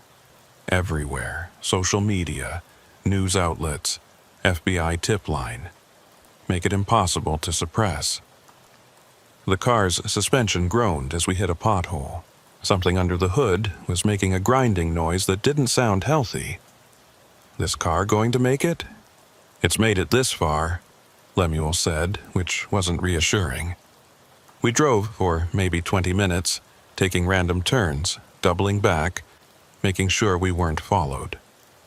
Finally, Lemuel pulled into an all-night diner on the outskirts of Opelousas. The kind of place that served coffee that could strip paint and didn't ask questions about why two men showed up at 4:30 a.m. looking like they'd been through a war. They got Wi-Fi, Lemuel said. Order something. Look normal. Inside, the diner was mostly empty except for an elderly couple in a corner booth and a trucker at the counter who didn't look up from his eggs. We took a booth in the back, and I ordered coffee and toast with hands that wouldn't stop shaking. Lemuel opened the lockbox using a screwdriver from his pocket. Inside were exactly what he'd promised. Records. Dozens of small notebooks, each one filled with neat handwriting. Names, dates, vehicle descriptions, amounts stolen. A catalog of crimes going back 8 years. Jesus, I whispered, flipping through one. There must be 30, 40 names here. 47, Lemuel said. I counted while you were getting your wallet. 47 drivers over 8 years. Most listed as accidents or voluntary disappearances. I found one entry that made my stomach turn. Marcus Webb, September 2019. Freightliner, Columbia. Disposed of in Bayous, Sorrel. I looked up at Lemuel. Disposed of? Not everyone cooperates, he said quietly. Some fight too hard. Some figure out too much. Those ones don't get released with destroyed credit. They just disappear completely. My name was in there too, in the most recent entry. Hiram Stonefield, September 2023. Freightliner Cascadia, in progress. We need to photograph all of this, Lemuel said, pulling out a flip phone that looked even older than his car. Every page. Then we send it everywhere we can think of. That phone doesn't have a camera, I pointed out. No, but yours does. He nodded at my phone, which I'd plugged into the diner's outlet to charge. Should have enough juice by now. I powered it on. Immediately it started buzzing with missed calls and texts. My dispatcher, wanting to know why I'd missed my pickup. My daughter, just saying hi. Caroline from the dating app, wondering if I was okay since I hadn't responded to her last message. 47 drivers, and I'd almost been 48. We spent the next hour photographing every page. The waitress refilled our coffee twice, never commenting on what we were doing. Maybe she couldn't see from her angle, or maybe she'd learned not to see things in a place like this. We need more than just photos, I said. We need someone to believe us. I know a journalist, Lemuel said. Works for the Advocate in Baton Rouge. She's been investigating missing truckers for a while. Never could prove anything, but this, he tapped the notebooks. This is proof. What's her name? Marcy something. I've got her card in the car. That's when I noticed the trucker at the counter had turned around and was watching us. He was older, maybe 60, with a grizzled beard and eyes that had seen too much. You boys look like you're in trouble, he said. We're fine, Lemuel said quickly. The trucker stood up, walked over to our booth. Up close, I could see a name patch on his shirt. Zephaniah Doomhammer. Hell of a name. I heard what you were saying, Zephaniah said quietly. About the Bayou Rest. About Orpha. You know her, I asked. Every trucker who runs through Louisiana knows about the Bayou Rest, he said. We all know to avoid it if we can, but sometimes you can't. Sometimes it's the only stop for 50 miles when you're running out of hours. He pulled out his own phone, showed us a photo. It was a younger man, maybe 30, standing next to a Peterbilt. My nephew, Zephaniah said. Went missing 2 years ago. Last place he was seen? The Bayou Rest. What was his name? Lemuel asked, already flipping through the notebooks. Timothy Doomhammer. Lemuel found it. October 2021. Peterbilt 579. Processed successfully. Zephaniah's face went hard. Processed. It means they got everything, Lemuel said softly. His truck, his accounts, his identity. He might still be alive, but he's not Timothy anymore, Zephaniah finished. They erased him. We're going to expose them, I said. Upload all of this, make sure everyone knows. That won't be enough, Zephaniah said. Orpha's got protection. Local cops, state officials. You upload this, it'll disappear. You'll disappear. Then what do you suggest? He smiled, but it wasn't a pleasant expression. I suggest we handle this the old way, the trucker way, which is CB radio, he said. Every trucker in Louisiana's got one. We start spreading the word, trucker to trucker. No internet for them to scrub, no officials to suppress it. Just drivers warning drivers, like we've always done. That'll take too long? Lemuel said. No, it won't, Zephaniah said. There's a convoy heading through tonight. 150 drivers, all heading to New Orleans for a delivery. They'll be passing the Bayou Rest around dawn. If we can reach them, get them to stop and see what's really happening there. Orpha will run, I said. Not if she doesn't know they're coming, Zephaniah said. Not if she thinks it's just another morning. I looked at Lemuel. You know the place better than anyone. Could we get back there without being seen? There's a service road, he said slowly. Runs behind the truck stop. Orpha's people don't watch it because it's been officially closed for years. But I know it's still passable. Then we do both, I said. Upload everything to the journalist, but also bring the convoy. Cover all our bases. Zephaniah nodded. I'll start making calls. You boys get that evidence uploaded. We meet back here in 2 hours. He left money on the table for his meal and ours, then walked out. Through the window, I watched him climb into his Peterbilt and pull away. You trust him? Lemuel asked. Do we have a choice? We got to work. Using the diner's Wi-Fi, I uploaded every photo to 3 different cloud services, then emailed them to the journalist Lemuel knew, along with a detailed explanation of what had happened. Then I posted them on every social media platform I had, tagged every news outlet I could think of. Within minutes, my phone was ringing. The journalist, Marcy Chen, wanting to verify the information. I put her on speaker, let Lemuel tell his story. She said she'd have a photographer and a camera crew at the Bayou Rest by dawn. This is really happening, I said after hanging up. If we survive until dawn, Lemuel said, Orpha's not going to go down easy. She's got too much to lose. My phone buzzed with a text from an unknown number. You think you're clever, but you forgot something. Your truck's LoJack is still active. We know exactly where you are. I showed it to Lemuel. His face went pale. We need to go. Now. We threw money on the table and ran for his car, but as we reached it, we saw them. 2 pickup trucks pulling into the parking lot, moving fast. Orpha's people had found us. Back door, Lemuel said, pulling me toward the diner's rear entrance. We burst through into the pre-dawn darkness just as we heard the front door crash open behind us. The diner backed up to a drainage canal, one of those Louisiana waterways that's half river, half sewer. Without hesitation, Lemuel jumped in.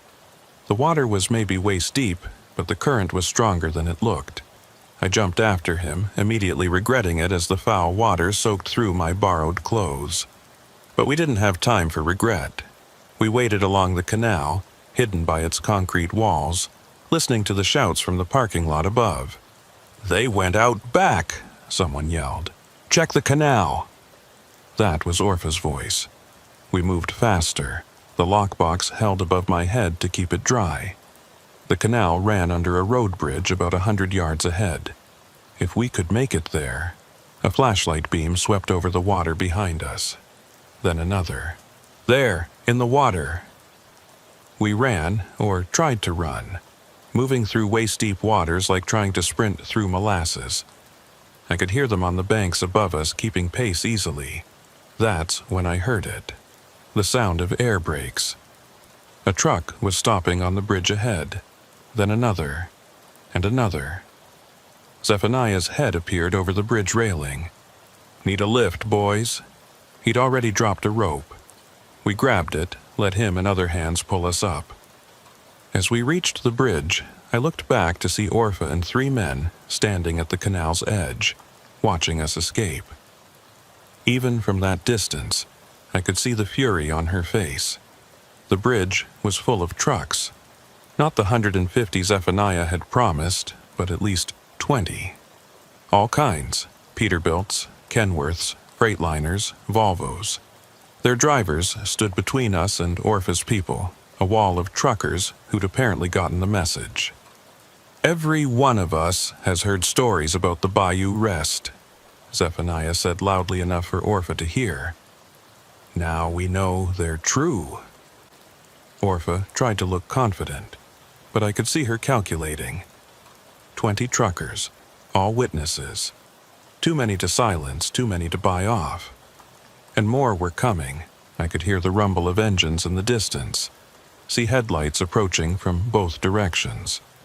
"You don't know nothing," she called out. "Just the ravings of a disturbed man." She pointed at Lemuel. "He's been stalking my truck stop for years, harassing customers, making up stories. These notebooks say different." I held up the lockbox. 47 names, Orpha. 47 truckers over 8 years. "That's a lie?" "Timothy Doomhammer," Zephaniah said, his voice hard as granite. "October 2021. You remember him?" Orpha's face twitched just slightly. "Marcus Webb," another trucker called out. "My cousin, September 2019. "Ray Hutchins," came another voice. "January 2020. "You told the cops he drove into the swamp." More names, more dates. The truckers had been keeping track, comparing notes, building their own record of who had disappeared and where they'd last been seen. "The journalist will be here soon," I said, "along with camera crews. The FBI's been notified. It's over, Orpha." She laughed, but it sounded forced. "You think the local cops are going to let some outsider journalist make trouble? You think the FBI cares about a few missing truckers? They care about interstate commerce violations," Lemuel said. "They care about organized theft rings crossing state lines. They care about murder."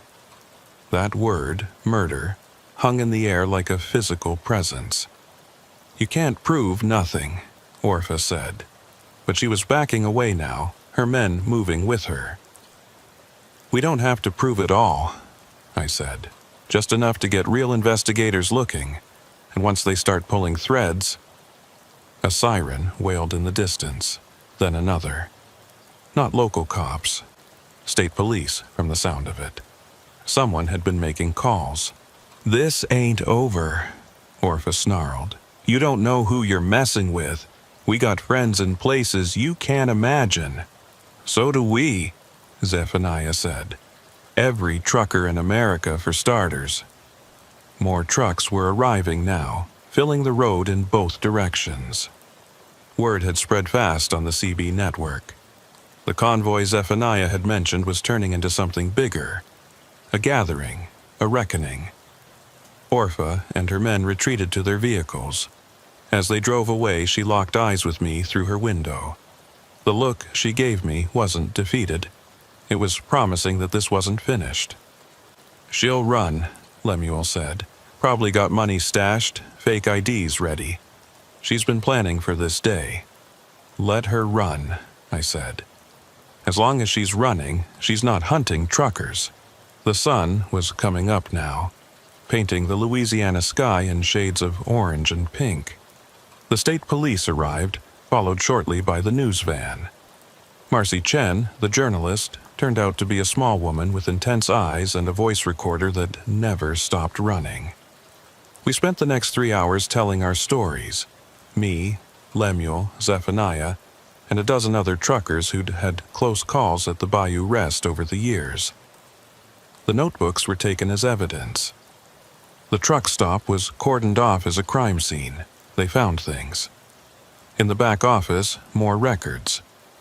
In a storage building behind the main structure, personal effects from missing drivers, wallets, phones, keys, all cataloged and labeled like trophies.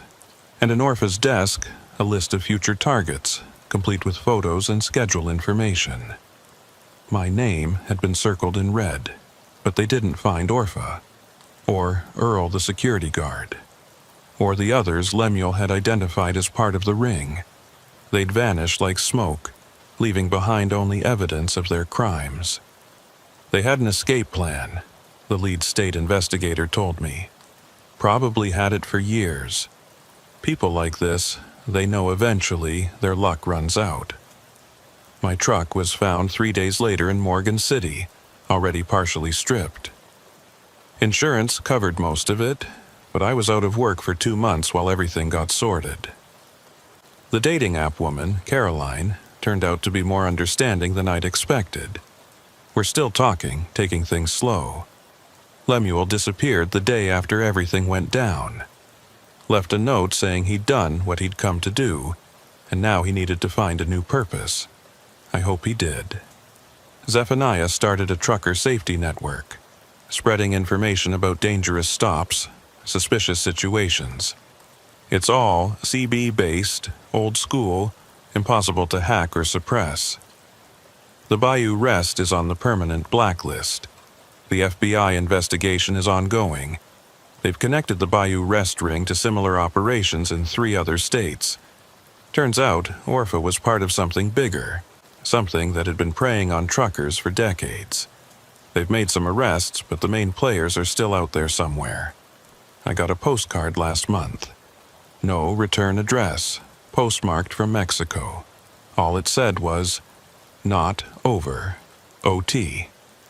Orpha Thornwick, letting me know she's still out there. I keep driving, changed companies, changed routes, but I'm still out here on the highways.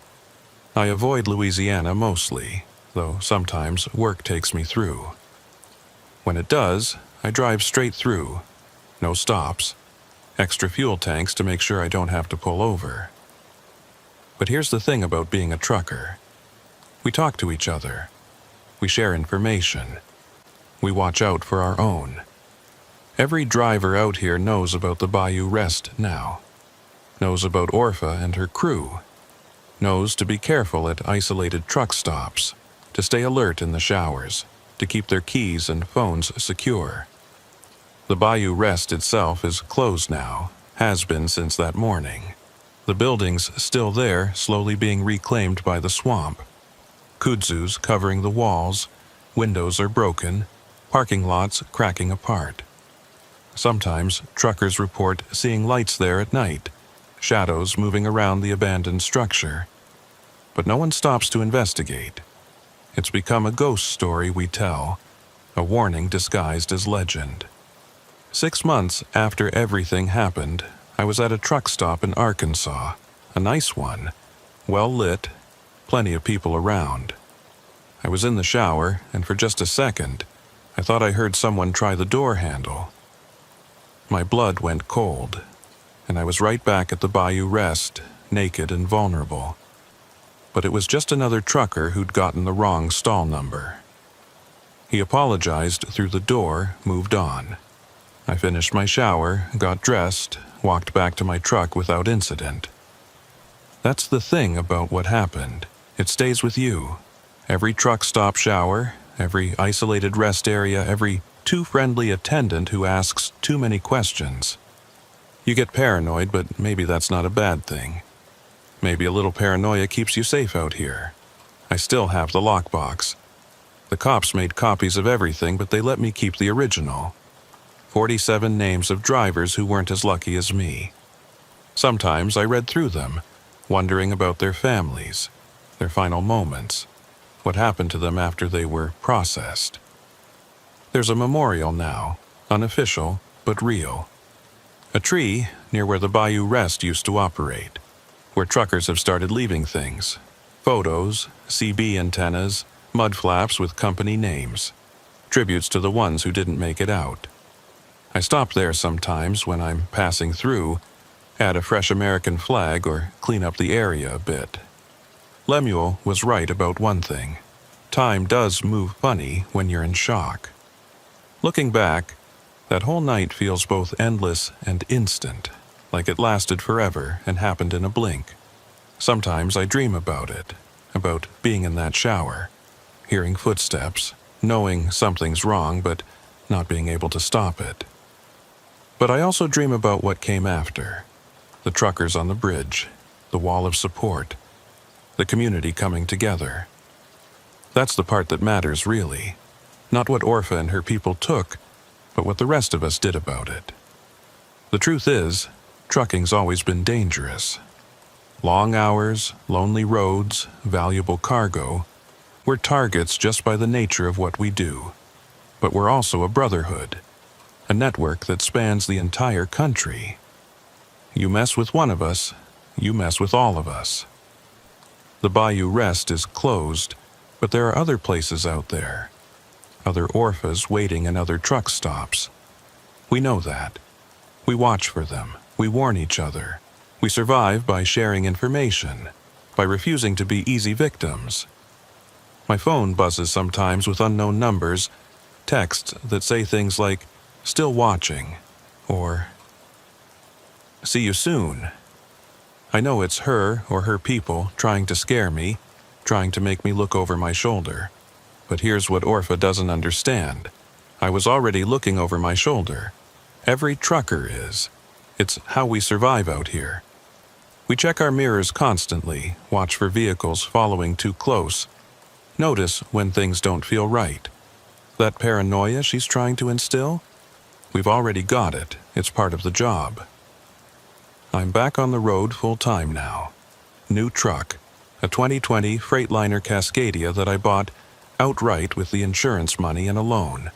It's got all the modern safety features, better locks, GPS tracking that I control, even a camera system that records everything around the vehicle.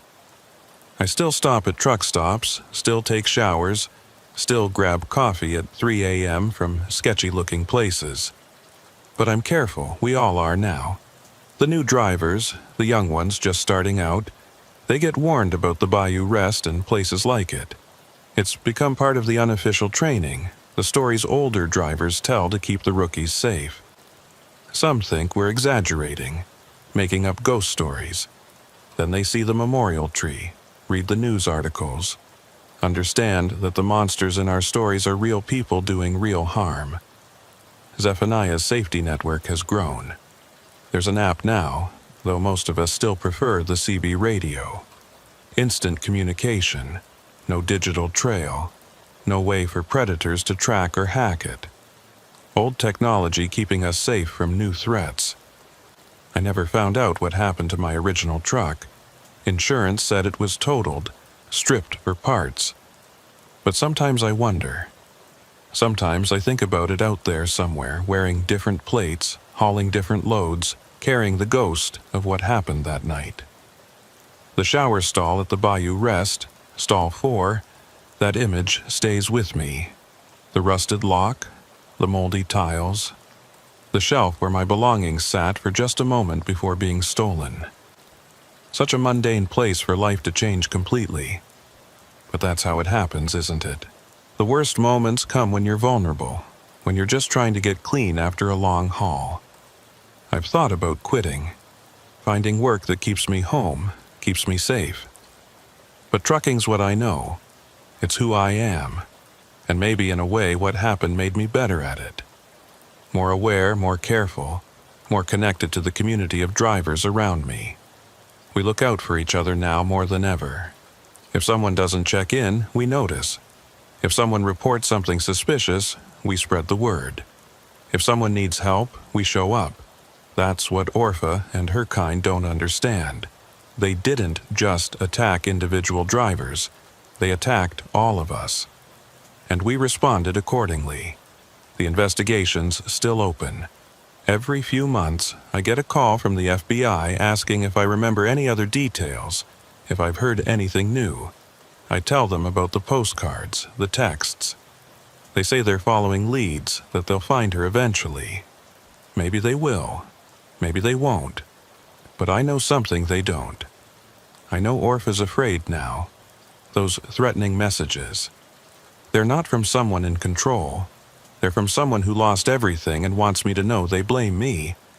That's not power, that's desperation. She's out there somewhere, probably running the same scam in a different place with different people. But now there are photos of her, fingerprints on file, 47 reasons for law enforcement to keep looking. She'll make a mistake eventually. They always do. Until then, I keep driving. Phoenix to Atlanta, Seattle to Miami, all the long stretches of American highway in between. I see the sunrise over the Rockies and the sunset over the Pacific.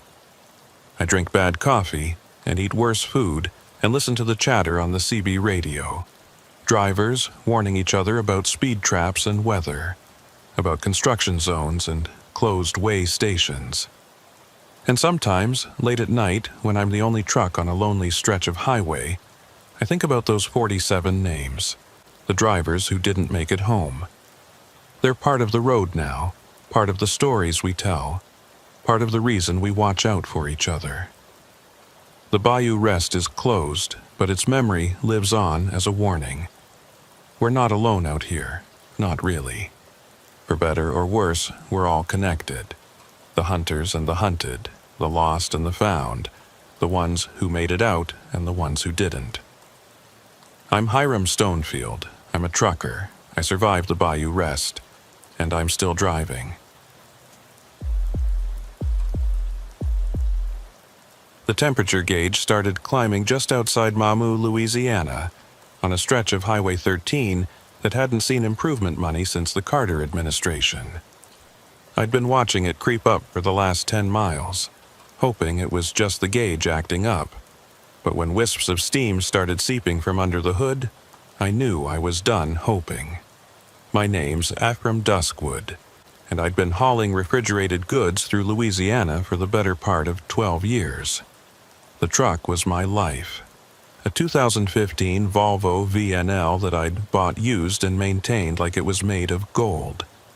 Every belt, every hose, every filter changed on schedule, which is why the overheating didn't make sense.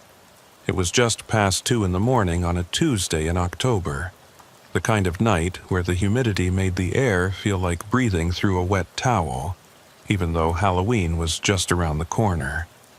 I'd picked up a load of frozen seafood in Cameron, headed for a distribution center in Alexandria.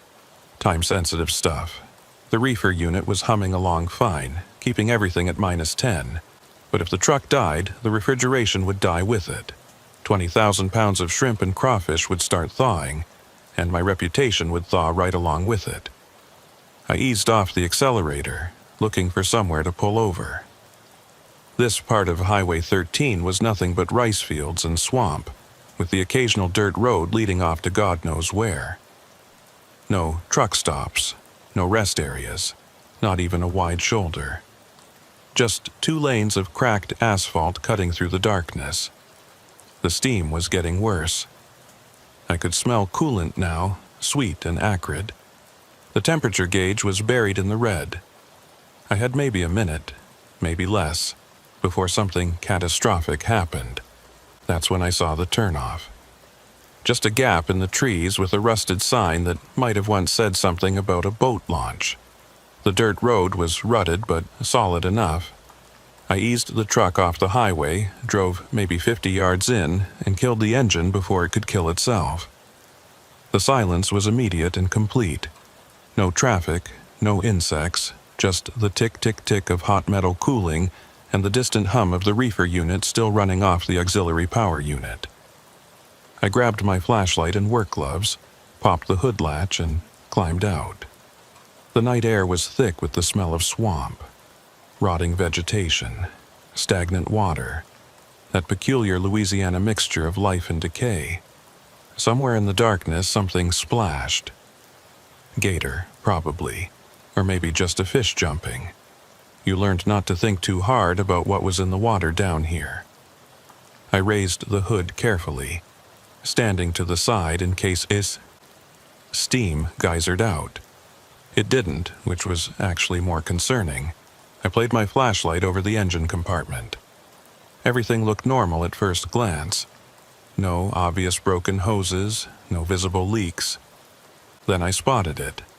The main coolant hose, the big one that ran from the radiator to the engine block, had a clean slice through it.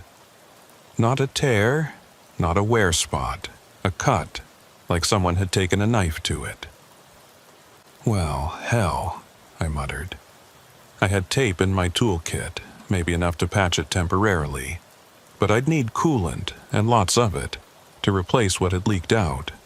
And even then, it would be a limp to the nearest town, hoping the patch held. I was heading back to the cab to get my tools when I heard the voice. "Got trouble, friend?" I nearly jumped out of my skin. A man was standing at the edge of my flashlight beam, like he'd materialized from the swamp itself. Tall, lean, wearing overalls and a John Deere cap. His face was weathered in that way you get from working outside your whole life. Deep lines around his eyes and mouth. "Jesus," I said, hand on my chest. "You scared me." He smiled, showing teeth that were surprisingly white in his tanned face. "Sorry about that. I'm Uriah Bleakstone. Got a place just up the road a piece. Heard your truck pull in, figured you might need help." "Ephraim Duskwood," I said, shaking his offered hand. His grip was firm, calloused. "Coolant hose is cut.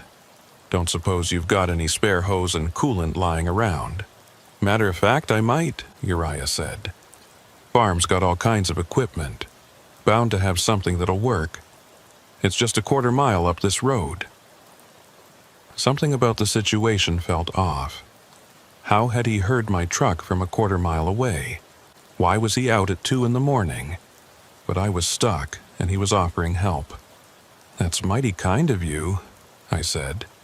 "No trouble at all. We help each other out here. Don't get many visitors, especially not at this hour. Come on, we'll take my truck." He gestured toward the road where I could now see the shape of a pickup parked in the shadows. An old Ford, by the look of it, more rust than metal. "I should probably stay with my rig," I said. "Got refrigerated cargo." "It'll be fine for 20 minutes, Uriah said. "Not like anyone's going to steal it out here. Besides, you can't fix it without supplies." He had a point, and the APU would keep the reefer running for hours without the main engine. "All right," I said, grabbing my phone and wallet from the cab. "Lead the way." Uriah's truck smelled like motor oil and tobacco. The seat springs were shot, so I bounced with every rut in the road. He drove without headlights, navigating by memory or moonlight, I couldn't tell which. "Been farming out here long?" I asked, trying to make conversation. "All my life," he said. "My daddy's land, and his daddy's before that. Back to before the Civil War. Must be tough farming in this swamp." He chuckled. "We make do. Got rice fields, some crawfish ponds. Few head of cattle, and we do some mechanic work on the side. Folks around here can't always afford to take their equipment to town." The road curved, and suddenly there were lights ahead. Not electric lights. Too yellow, too flickering. Lanterns, maybe, or torches. A lot of them. "Having a party?" I asked, trying to keep my voice light. "Something like that," Uriah said. "Harvest celebration, family tradition." But it was October. Rice harvest was in August, September at the latest. And who celebrated anything at 2 in the morning on a Tuesday? The farm materialized out of the darkness like something from another century. A sprawling wooden house that looked like it had been added to over generations, creating a maze of rooflines and porches, barns and sheds scattered around, most leaning at concerning angles. And people, dozens of people, all dressed like they'd stepped out of a Depression-era photograph, all standing perfectly still, all looking at the truck as we pulled up. "Family reunion," Uriah said, but his voice had changed. Flatter, less friendly. "Been planning it for months." I reached for my phone, thinking I'd text my dispatcher, let someone know where I was. No signal, not even one bar. "Cell towers don't reach out here," Uriah said, watching me. "We like it that way. Peaceful." He parked the truck, and immediately the crowd of people moved closer. Men, women, even children, all with that same weathered look, all with those same too bright smiles. "This is Ephraim," Uriah announced. "His truck broke down. We're going to help him." Murmurs of greeting, nods all around. But nobody moved to actually help. They just stood there watching. "The supplies?" I prompted. Right. Abner, get the man what he needs." A younger man, maybe 30, peeled away from the crowd. Abner Grimhold, Uriah introduced him as. He had the same lean build as Uriah, the same weathered face, but his eyes were different. Nervous, darting, like he wanted to say something but didn't dare. "Coolant hose," Uriah told him. "The good stuff." Abner nodded and jogged toward one of the barns.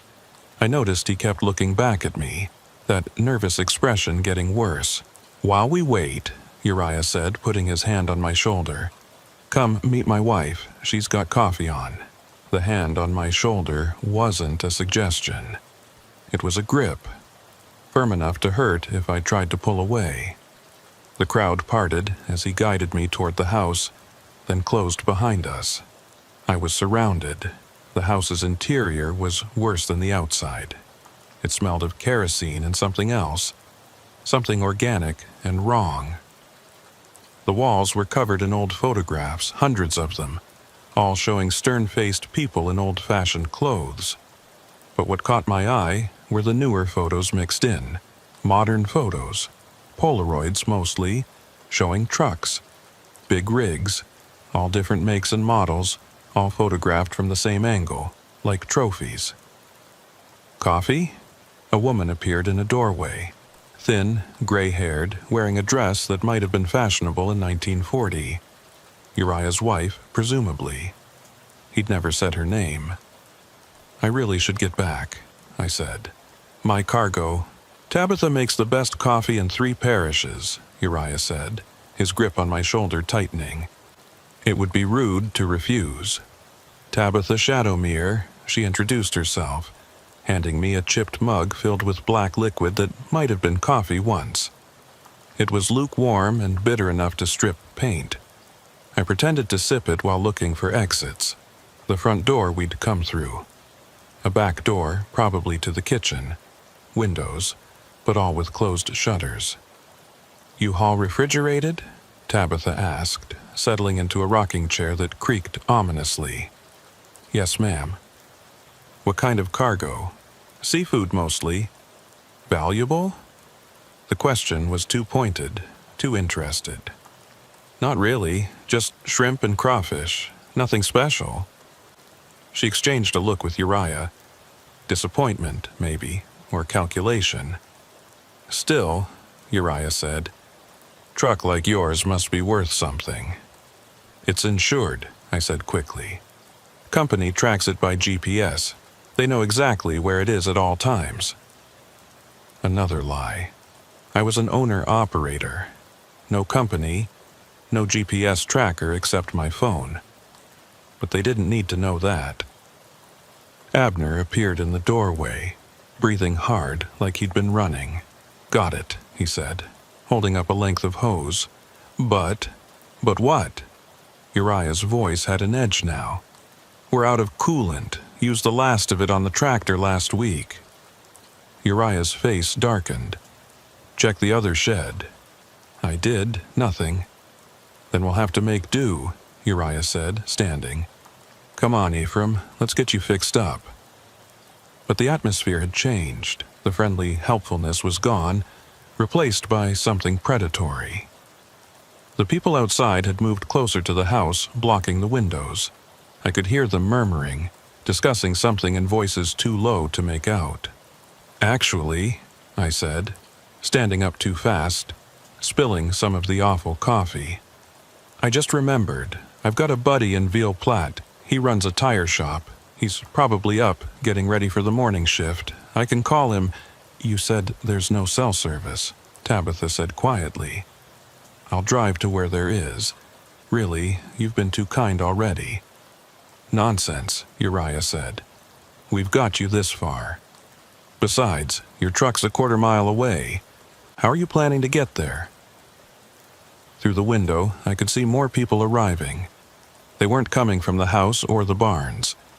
They were coming from the swamp itself, emerging from the tree line in groups of 2 and 3, all dressed the same, all with that same weathered look, all heading toward the house. I was trapped, and we all knew it. "You know what?" I said, trying to keep my voice steady. "I think I'll take that hose and walk back to my truck. Don't want to trouble you folks any more than I already have." I reached for the hose in Abner's hands, but Uriah stepped between us. "Now, that don't make sense," he said. "Walking alone in the dark through swampland? That's how folks get hurt. A snake bite, gator, maybe just step wrong and break an ankle. We couldn't let that happen to a guest." Guest, the word hung in the air like a threat. Through the window, I counted at least 30 people now, all standing in a loose circle around the house. Men, women, teenagers, even a few children, all dressed like extras from a movie about the Great Depression. All perfectly still, perfectly quiet, just waiting. "Tell you what," Uriah continued. "Why don't you stay here tonight? Sun'll be up in a few hours. Everything looks better in daylight. We can sort out your truck situation then." "I appreciate the offer, but I really can't. The refrigeration unit only has so much fuel. If it runs out, I lose the whole load." "Shame to lose all that seafood," Tabitha said from her rocking chair. "Worth what, 10,000? 20? "More like 30 if it spoils," I said, inflating the number. "Company will send people looking for it if I don't check in by dawn. It's that valuable." Another lie, but I was building a story now, trying to make myself more trouble than I was worth. Abner shifted nervously by the door. "Maybe we should just let him go," he said quietly. "If people are going to come looking—" "Quiet!" Uriah snapped, and Abner flinched like he'd been hit. That's when I noticed something. Abner was younger than the others, and now that I looked closer, his clothes were different. Newer. His boots were modern work boots, not the ancient leather things the others wore. And his hands. They had the calluses of farm work, sure, but also grease under the nails. Mechanic's hands. He'd cut my coolant hose. I was suddenly sure of it. But why? And why did he look so scared now? "Tell you what," Uriah said, his false friendliness returning. "Let's go check on your truck. Make sure that refrigeration unit's still running. Wouldn't want you to lose your load while we're standing here talking." It wasn't a suggestion. He grabbed my arm, not hard enough to bruise but firm enough to make it clear I didn't have a choice. The crowd outside parted as we exited the house, then closed behind us, following at a distance. Uriah's truck was blocked in now by other vehicles, old farm trucks, a few ATVs, even a tractor. We'd be walking. "Quite a gathering," I said, trying to sound casual. "Family's important out here," Uriah replied. "We stick together, help each other out. Sometimes that means making hard choices." "Like what?" He didn't answer, just kept walking. The dirt road was barely visible in the darkness, but he moved with complete confidence. Behind us, I could hear the others following, not talking, just walking. The sound of dozens of feet on dirt should have been louder, but they moved with an eerie coordination, like they'd done this before. We were halfway to my truck when Abner caught up to us, jogging past the others. "Uncle Uriah," he said, and I filed that relationship away. "Maybe we should—" I said, "Quiet," Uriah said. But Abner didn't back down this time. "This ain't right," he said. "He's not like the others." Others, the word sent ice through my veins. "What others?" I asked. "Shut up, Abner," Uriah snarled. But Abner was working himself up to something, some kind of confession or rebellion. "The ones who don't have nobody," he said, talking fast. "The ones who won't be missed, but he's got people. He's got—" Uriah's hand moved fast, backhanding Abner hard enough to send him stumbling. I said, "Shut up." I used the distraction to pull away from Uriah's grip, putting some distance between us. "What's he talking about? What others?" The crowd had stopped walking. They were spreading out now, forming a loose circle around us.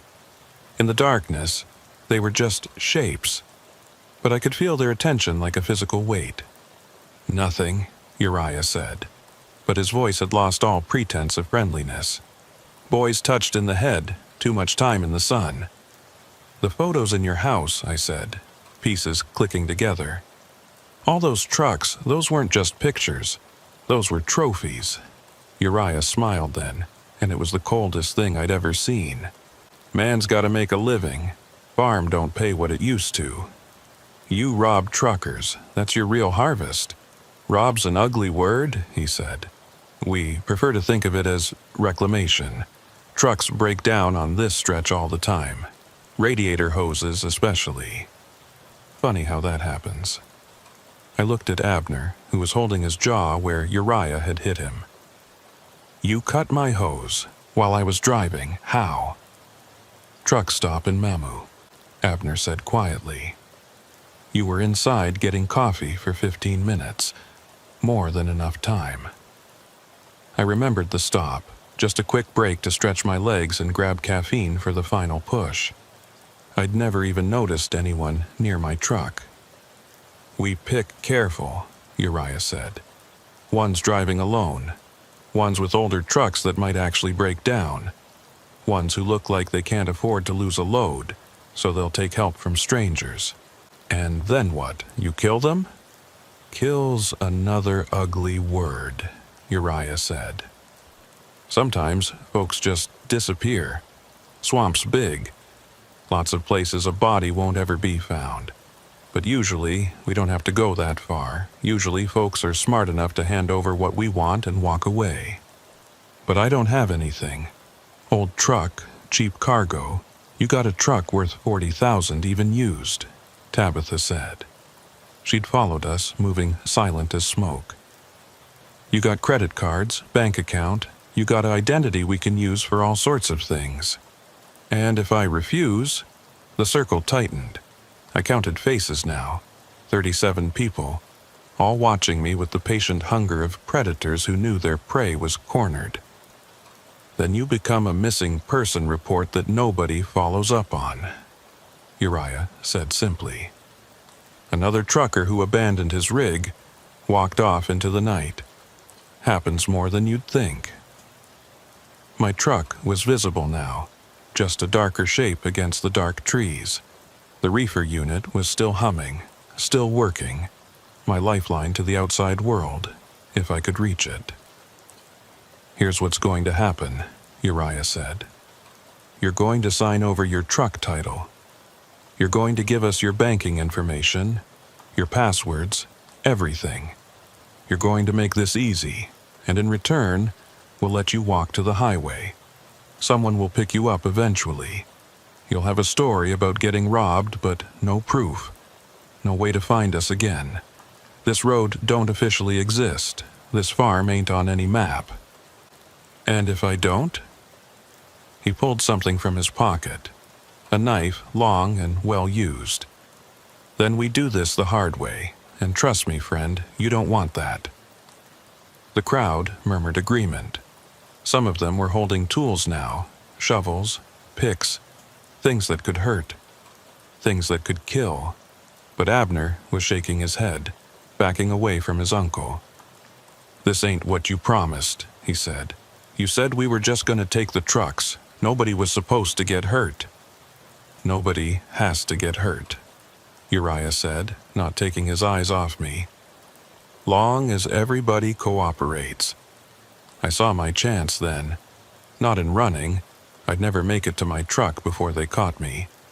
But in the division between Uriah and Abner, the nephew who'd been pulled into something he wasn't comfortable with.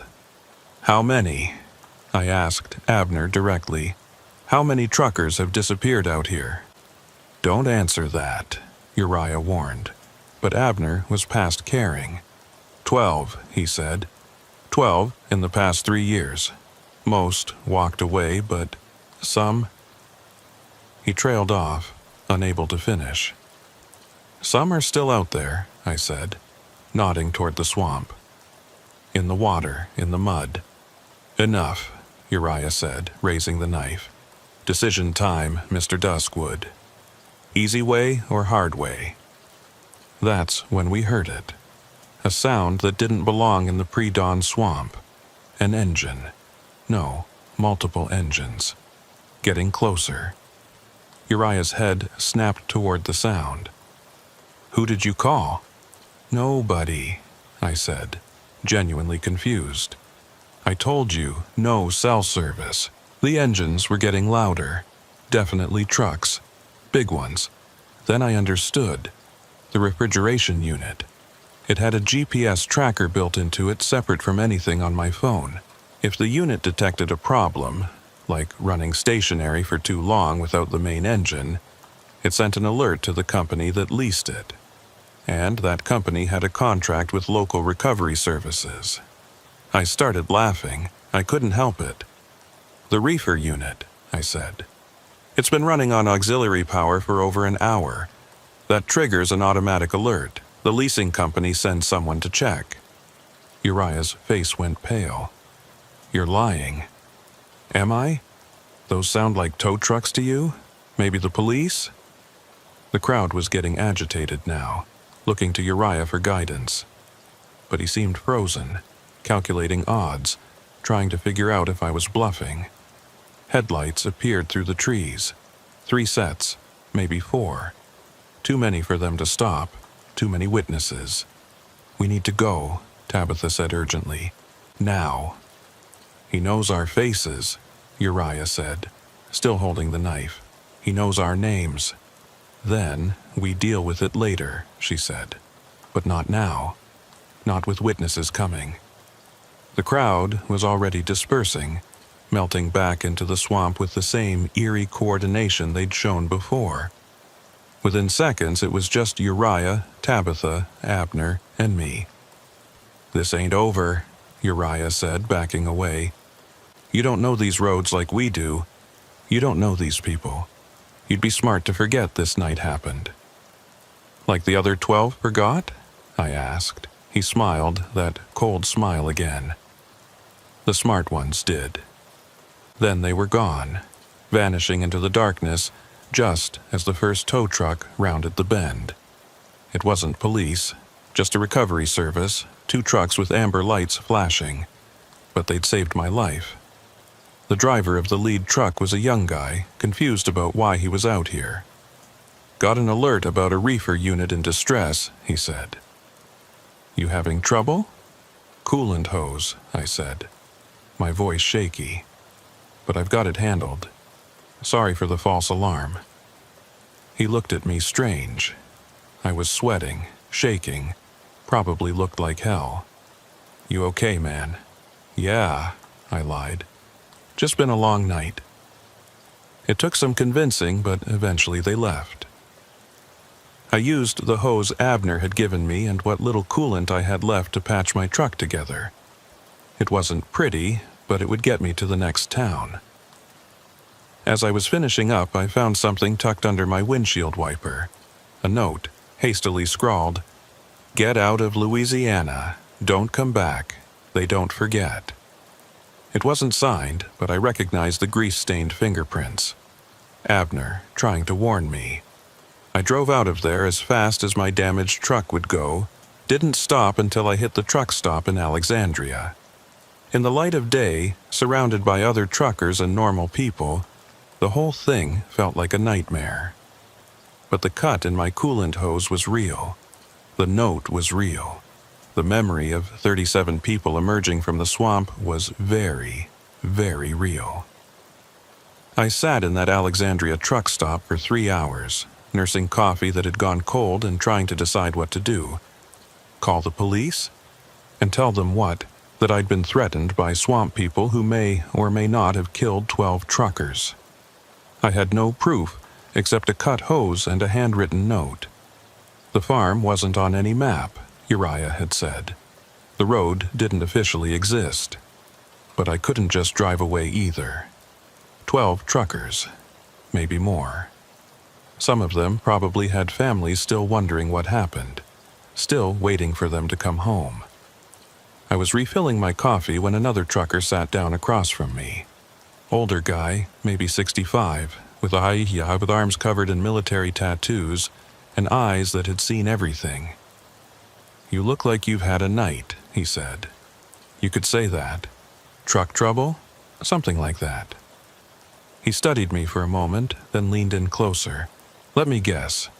Broke down on Highway 13 somewhere near Mamu. Had some locals offer to help." My blood went cold. "How did you know?" "Because you've got that look," he said. "Same look I had 15 years ago when it happened to me. Same look every trucker gets when they meet the Bleakstone clan. You know about them. Every old-timer who runs through Louisiana knows about them," he said. "Or knows to avoid that stretch of 13 after dark. You're lucky you got out." "There are bodies in that swamp," I said quietly. "Truckers who didn't get out." "I know," he said. "But proving it, that's something else. That family's been living in that swamp for over 150 years. They know every bog, every bayou, every place a body can disappear and never be found. And they've got connections, judges, sheriffs, people who look the other way. So nothing can be done?" He was quiet for a moment, then pulled out a worn notebook from his pocket. "What's your name, son?" "Ephraim Duskwood." He wrote it down. "Truck make and model?" 2015 Volvo VNL. He added that too. "I keep a list," he explained. "Every trucker who's had a run-in with them and lived to tell about it. Everyone who didn't. Been doing it for 15 years, ever since they tried to get me. How many names? Counting you? 43 who got away. Best guess? Maybe twice that many who didn't." Jesus. "It ain't just the Bleakstones," he continued. "There are families like them all through the Deep South, living in places that time forgot, making their own laws, taking what they want. Truckers are easy targets. We're alone. We're carrying valuable cargo, and if we disappear on some back road, it can take weeks before anyone starts looking in the right place." He showed me his notebook. Pages and pages of names, dates, locations, a catalog of near misses and probable murders that nobody was investigating. "Why don't you take this to the FBI?" I asked. "I did, 3 times. They said without bodies, without proof, it's just speculation. And the one time they did send agents down to that swamp, the Bleakstones were ready. Everything cleaned up, everyone with alibis, the whole family playing dumb country folk who wouldn't hurt a fly. So they just keep doing it. They get bolder every year," he said. "Used to be they'd only hit maybe 1 or 2 trucks a year. Now, from what I'm hearing, they're taking 1 a month during the busy season." I thought about Abner, the nephew who'd seemed reluctant, scared even. "Not all of them are willing participants," I said. "The younger one, Abner, he tried to warn me." The old trucker nodded. "There's always 1 or 2 who don't have the stomach for it," But family loyalty runs deep in places like that. Even the reluctant ones won't turn on their blood. He might, I said, thinking about the fear in Abner's eyes, the way he'd flinched when Uriah hit him. He's already halfway to breaking. Maybe. But getting to him would mean going back there, and that's not something I'd recommend. I knew he was right. The smart thing would be to repair my truck properly, deliver my load, and never take a route through Louisiana again. But I couldn't shake the image of those photos on Uriah's wall. All those trucks. All those drivers who'd just wanted to make their delivery and go home. "What's your name?" I asked the old trucker. "Frank Morrison," he said. "I run the northern routes mostly now, stay out of Louisiana altogether. But you kept the notebook." "Someone has to remember," he said. "Someone has to keep count." We sat there for a while, two truckers in a busy stop, surrounded by the normal chaos of people coming and going. But we were both thinking about that swamp, about the things that happened in the dark places where the modern world hadn't quite reached. "I need to make my delivery," I finally said. "But after that, you do what you need to do," Frank said. "Just remember, they've been doing this for generations. They're not going to stop because one trucker got away."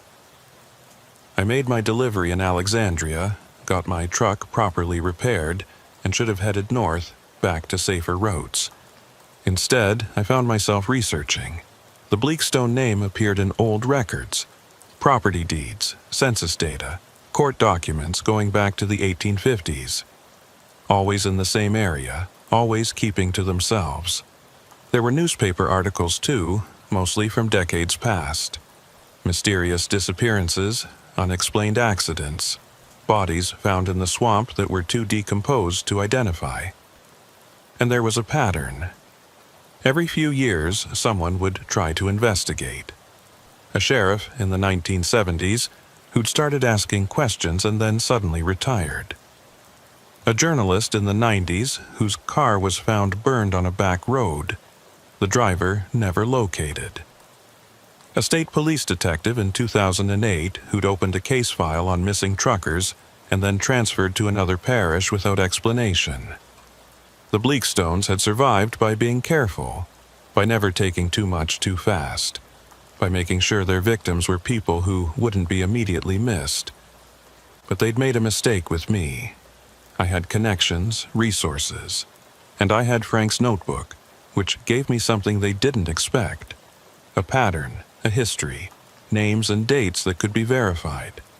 I spent a week putting it together, cross-referencing Frank's list with missing person reports, checking trucking company records, even reaching out to families of missing drivers. The picture that emerged was damning. Trucks that had supposedly broken down on Highway 13 and were never recovered. Drivers who'd last been seen at truck stops in Mamou or Ville Platte. Credit cards that had been used after the drivers disappeared, always for cash advances, always in small towns near the Bleakstone property. But I needed more than circumstantial evidence. I needed proof, and there was only one way to get it. I called Frank. "I'm going back." "That's suicide, son." "Maybe, but I've got a plan." "What kind of plan?" "The kind that requires backup. How many of those 43 truckers who got away would be willing to help?" He was quiet for a moment. "To do what exactly? To end this, once and for all?" "That's vigilante talk." "No," I said, "that's justice talk. We're not going to hurt anyone, but we're going to make sure they can't hurt anyone else." It took 3 days of phone calls, but in the end I had 7 truckers willing to help. All of them had encountered the Bleakstones and survived. All of them had lost friends or heard of someone who disappeared on that stretch of road. We met at a truck stop in Lafayette to plan. There was Frank, of course. Then Miguel Reeves, whose brother had vanished on Highway 13 5 years ago. Tom Washington, who'd escaped the Bleakstones by ramming through their roadblock and destroying his truck in the process. Janet Pike, one of the few female truckers who'd encountered them. They'd underestimated her because of her gender, giving her the chance to escape. Brothers Pete and Paul Kowalski, who'd been team driving when the Bleakstones tried to take them. And finally, young Marcus Chen, whose father had disappeared on that road when Marcus was just a kid. "Here's what we know," I said, spreading out maps and photos on the table. The Bleakstones own about 300 acres of swampland. One main access road, but probably dozens of trails and paths only they know about. The main compound is here. I pointed to a satellite photo I'd managed to find, about a quarter mile from Highway 13. "How many of them?" Tom asked. "At least 40, based on what I saw. Men, women, teenagers, all family, all loyal to Uriah. Except maybe Abner," I added. "He's the weak link. Young, scared, doesn't want to be part of it."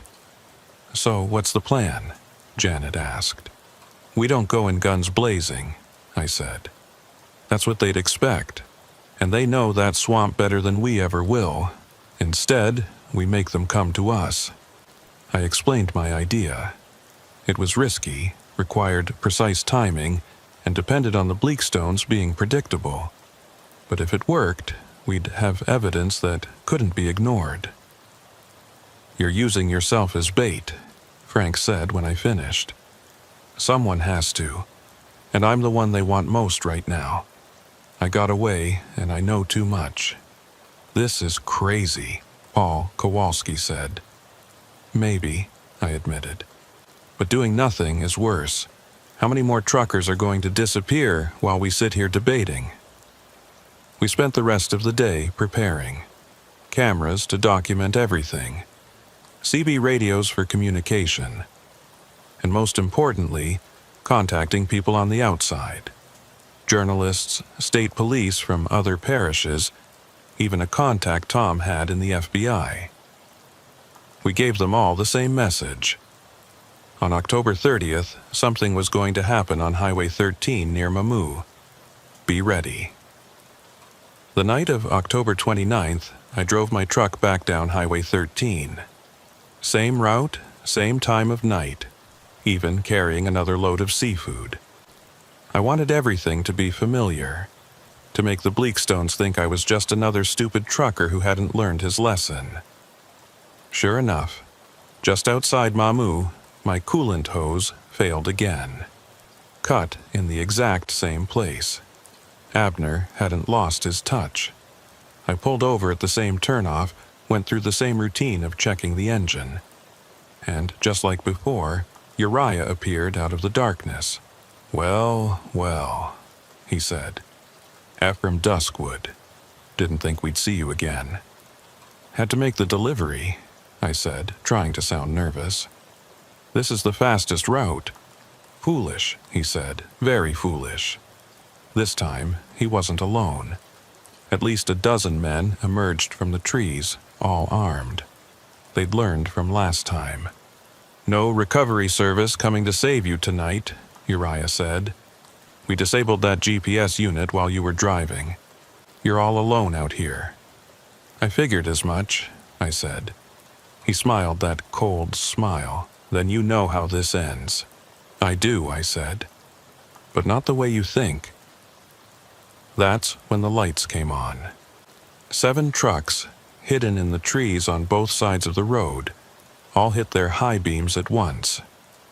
The Bleakstones were suddenly illuminated like actors on a stage, and every one of those trucks had dashboard cameras running, recording everything.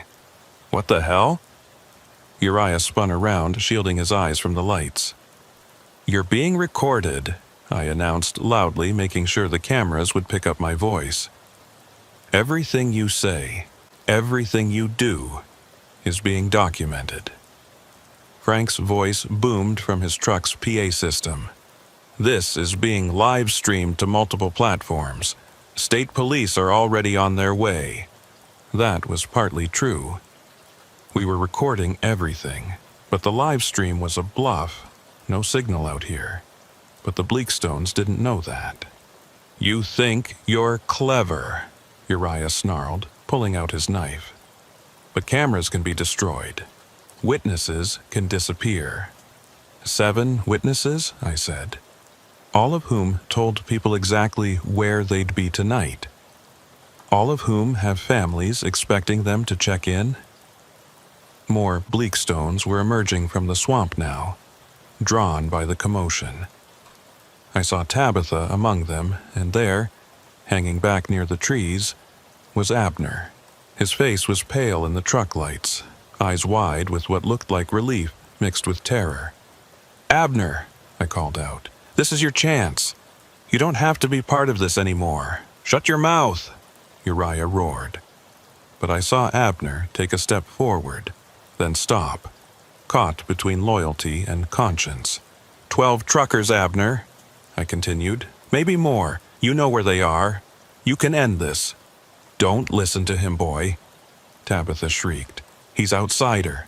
Family comes first." But something in Abner had finally broken.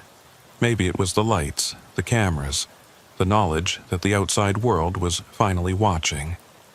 Or maybe he'd just been waiting for someone to give him permission to do what he'd wanted to do all along. "They're in the old quarry," he said, his voice barely audible. Then louder, "The bodies. They're in the Mirepoix quarry, about 2 miles northeast of the farm, weighted down with engine blocks."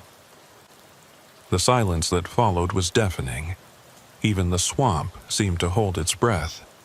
Then Uriah moved, faster than a man his age should be able to. Not toward Abner. Toward me. The knife flashed in the lights as he covered the distance between us in seconds. I tried to dodge, but he was on me, the blade slicing across my ribs as I twisted away. Hot pain flared, and I felt blood immediately soaking my shirt. We went down together, rolling in the dirt, him trying to drive the knife home while I fought to control his wrist. "Stop recording," Tabitha screamed. "All of you, stop recording or we'll kill him." But the truckers didn't stop. They couldn't. This was evidence, proof of what the Bleakstones really were. Uriah was stronger than he looked. Muscles like wire cables under his weathered skin. The knife inched closer to my throat. I could smell his breath, sour with tobacco and something rotten. Then a shovel connected with the side of his head. Not hard enough to kill, but enough to stun. Uriah rolled away and I looked up to see Abner standing over us, shovel raised for another swing if necessary. "Enough," Abner said. "It's enough, Uncle Uriah. It's over." "You little traitor." Tabitha rushed forward, but Janet Pike was out of her truck now, tire iron in hand, placing herself between Tabitha and Abner. "Back off, lady," Janet said calmly. "You're done terrorizing truckers."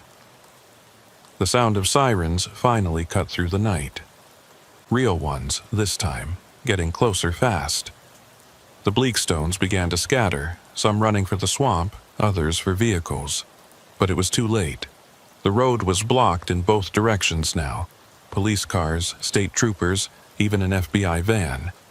Uriah struggled to his feet, blood running from where Abner had hit him. He looked at his nephew with pure hatred. "You destroyed us. Your own blood." "You destroyed us," Abner shot back. "The moment you killed the first trucker, I was just too scared to stop you." The police moved in then, weapons drawn, shouting orders. The Bleakstones who hadn't fled were forced to the ground, cuffed, arrested. Uriah and Tabitha were among them, still cursing Abner, threatening him even as they were read their rights. An EMT worked on my ribs. The cut was long but not deep, needing stitches but nothing critical. As he bandaged me up, I watched the police operation unfold. They'd brought everyone, local cops, state police, FBI, even a forensic team ready to process the scene. Detective Sarah Robichaux from the state police took my statement right there on the roadside. I told her everything, both encounters, the 43 truckers Frank had documented, what Abner had said about the quarry. She listened, asked careful questions, took notes. "We've been trying to crack this family for years," she admitted. But they were careful, connected. We needed something like this. Multiple witnesses, video evidence. One of them turning witness. "What happens to Abner?" I asked. "Depends on what he knows, what he's willing to testify to. He's young, seems like he was coerced. Prosecutor might offer him a deal if he cooperates fully." Frank came over as the detective moved on to interview others. "You did it," he said. "You actually did it." "We did it," I corrected. "All of us." By dawn, the Mirepoix quarry had been located. It took 3 days to drain enough water to start recovering bodies. The final count was worse than anyone had imagined. 19 truckers over a 15-year period. Some had been reported missing, others had simply vanished without anyone to report them gone. Each body told a story of violence, of lives cut short for the contents of a wallet or the value of a truck. The trial was a sensation. 41 members of the Bleakstone family were eventually arrested, though only 23 were charged with serious crimes. Uriah and Tabitha got life without parole. Others got sentences ranging from 5 to 30 years depending on their level of involvement. Abner testified for the prosecution. He laid out the entire operation, how they chose victims, how they disposed of bodies, how they sold the trucks through a network of chop shops across 3 states. His testimony was devastating, and when it was over, he entered witness protection. Last I heard, he was somewhere in the Pacific Northwest, working as a mechanic under a new name, trying to build a life free from the shadow of his family's crimes. The trucking community responded in force. A memorial was erected on Highway 13, near where so many had disappeared. 19 names carved in granite, with space left for any others who might be found. Truckers stop there sometimes, leave flowers or small tokens. It's become a place of pilgrimage, a reminder of what can happen when we don't watch out for each other. I kept driving for another 2 years, but it was never the same. Every breakdown, every offer of help from a stranger, every isolated road at night, they all carried echoes of that swamp, of Uriah's cold smile and the knife flashing in the headlights. The scar on my ribs ached whenever it rained, a permanent reminder. Eventually, I sold my truck and took a job as a dispatcher. It's safer, more predictable. I sleep in my own bed every night instead of in truck stops, but I miss the road sometimes, miss the freedom of it, the solidarity of the trucking community. Frank Morrison still drives, still keeps his notebook, though he hasn't had to add many names lately. The story of the Bleakstones spread through the trucking world like wildfire. Every driver knows now to be careful on isolated roads, to verify offers of help, to trust their instincts when something feels wrong. The Bleakstone property was seized by the state, the farm and buildings demolished. The land is returning to swamp now, nature reclaiming what was always hers.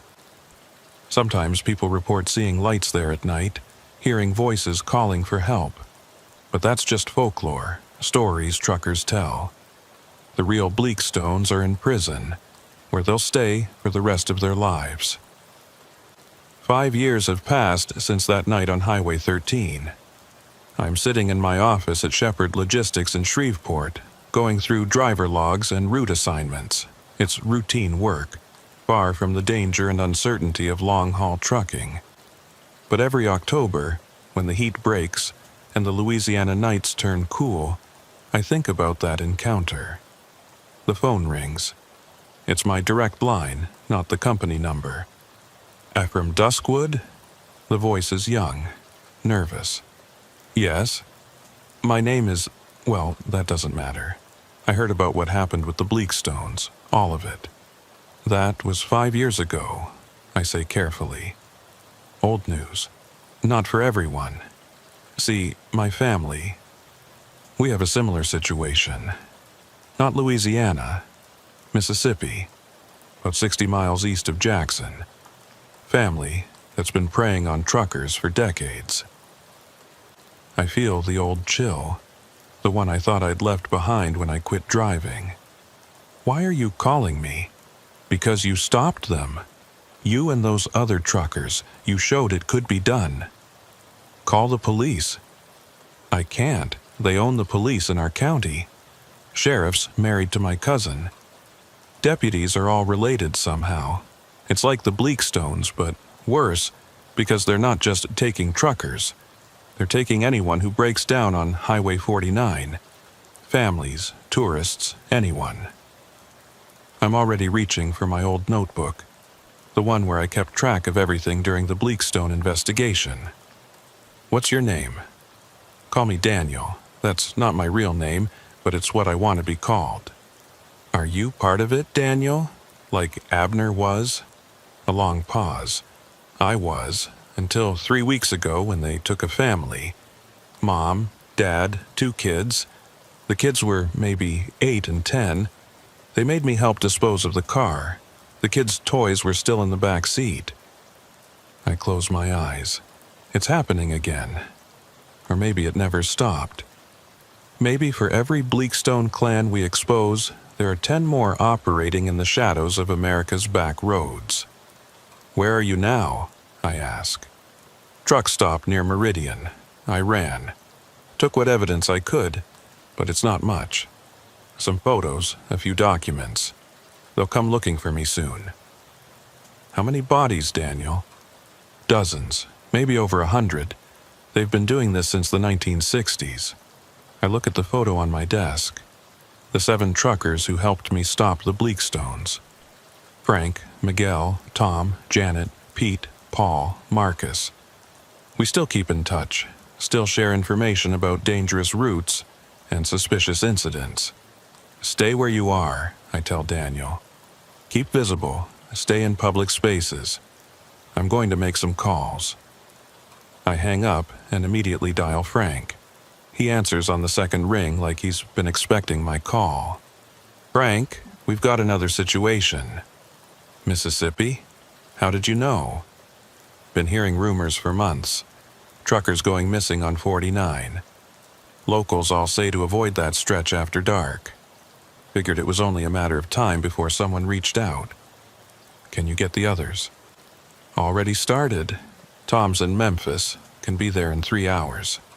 Janet's running a load through Mobile, but she can divert. The Kowalski brothers are actually in Mississippi right now doing a furniture haul. What about Marcus? Marcus quit driving last year. Got married, has a baby on the way. But he gave me names of other drivers who want to help. There's a whole network now, Ephraim. Truckers who've heard the story, who want to be part of stopping these predators. This is what we've become. Not vigilantes exactly, but a kind of early warning system. A rapid response network for situations the regular law enforcement can't or won't handle. Since the Bleakstones, we've helped expose 3 other operations. Each time, we use the same strategy. Overwhelming documentation, multiple witnesses, and enough media attention that authorities have to act. I'll need a truck, I say. You're coming out of retirement. Just for this. That kid sounds scared, Frank. And if there are really 100 bodies, I know someone with a rig you can borrow. Owner-operator who's laid up with a bad back. He'd be happy to help the cause. Within 6 hours, I'm back behind the wheel of a semi for the first time in 3 years. It's a newer Peterbilt, all digital displays and computer-controlled everything. Different from what I used to drive, but the feel is the same. The height, the power, the sense of being part of something bigger than just a vehicle. I meet Daniel at the truck stop. He's younger than Abner was, maybe 22, with the haunted look of someone who's seen too much. His evidence is more substantial than he indicated on the phone. Photographs of burial sites, ledgers showing trucks that were sold, even audio recordings of family members discussing their crimes. They call themselves the Harrow family, he explains, as we sit in my borrowed truck, going through the materials. Been living on the same land since before the Civil War.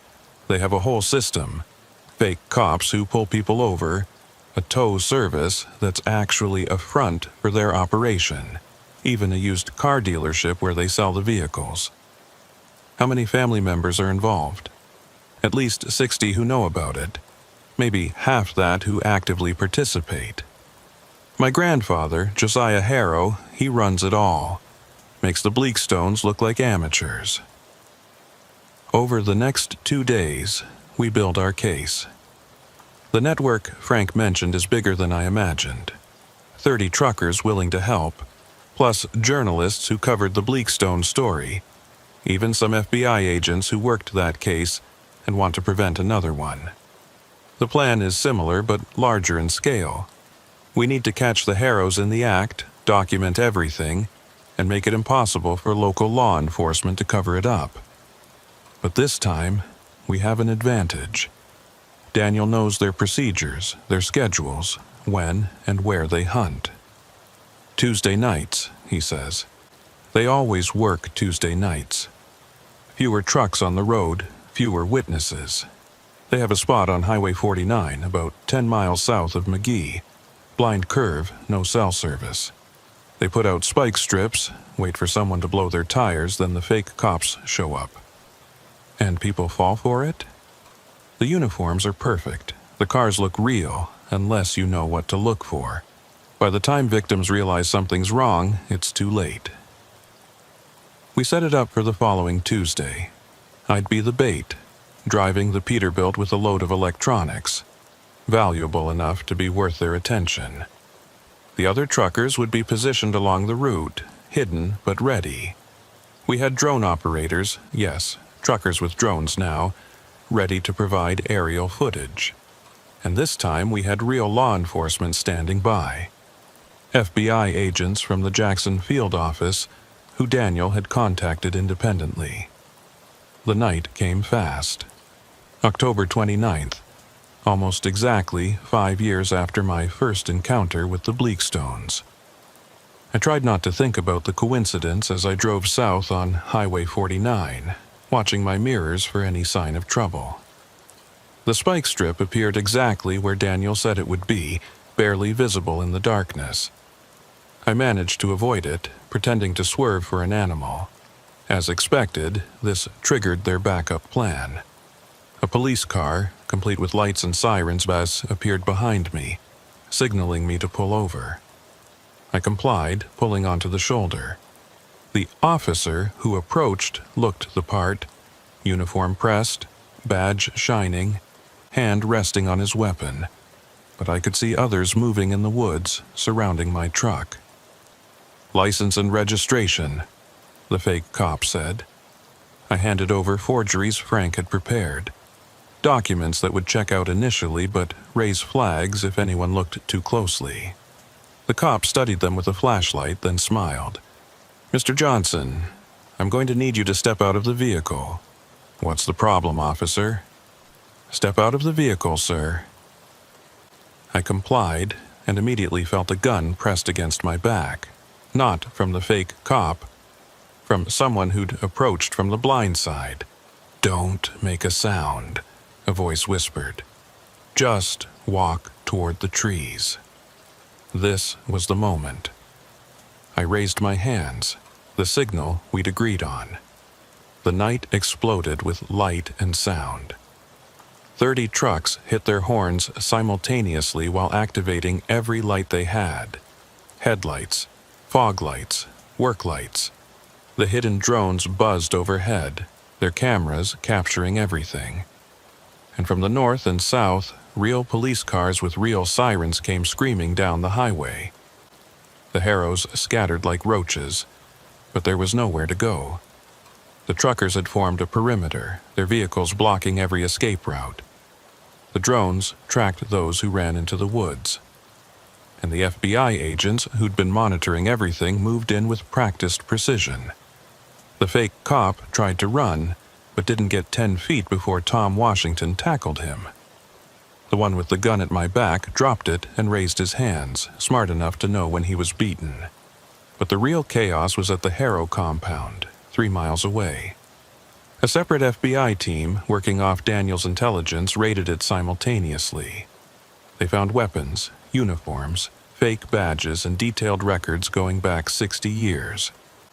They also found Josiah Harrow trying to burn documents in a barrel behind the main house. Documents that included names, dates, and locations of over 140 murders. The aftermath was even bigger than the Bleakstone case. The Harrow family had connections throughout Mississippi law enforcement, and the investigation led to the arrest of 3 sheriffs, 8 deputies, and 2 judges. The body count, when they finally finished searching all the burial sites Daniel had identified, reached 153. It was one of the largest serial killing operations in American history. Daniel didn't enter witness protection. Instead, he became an advocate, working with families of missing persons to identify victims. Many of the bodies recovered had been listed as missing for decades. Finally, families had closure. The trucking network we'd formed evolved into something more official, the Highway Guardian Initiative. Funded partly by trucking companies and partly by donations, it maintains a database of dangerous areas, suspicious incidents, and missing drivers.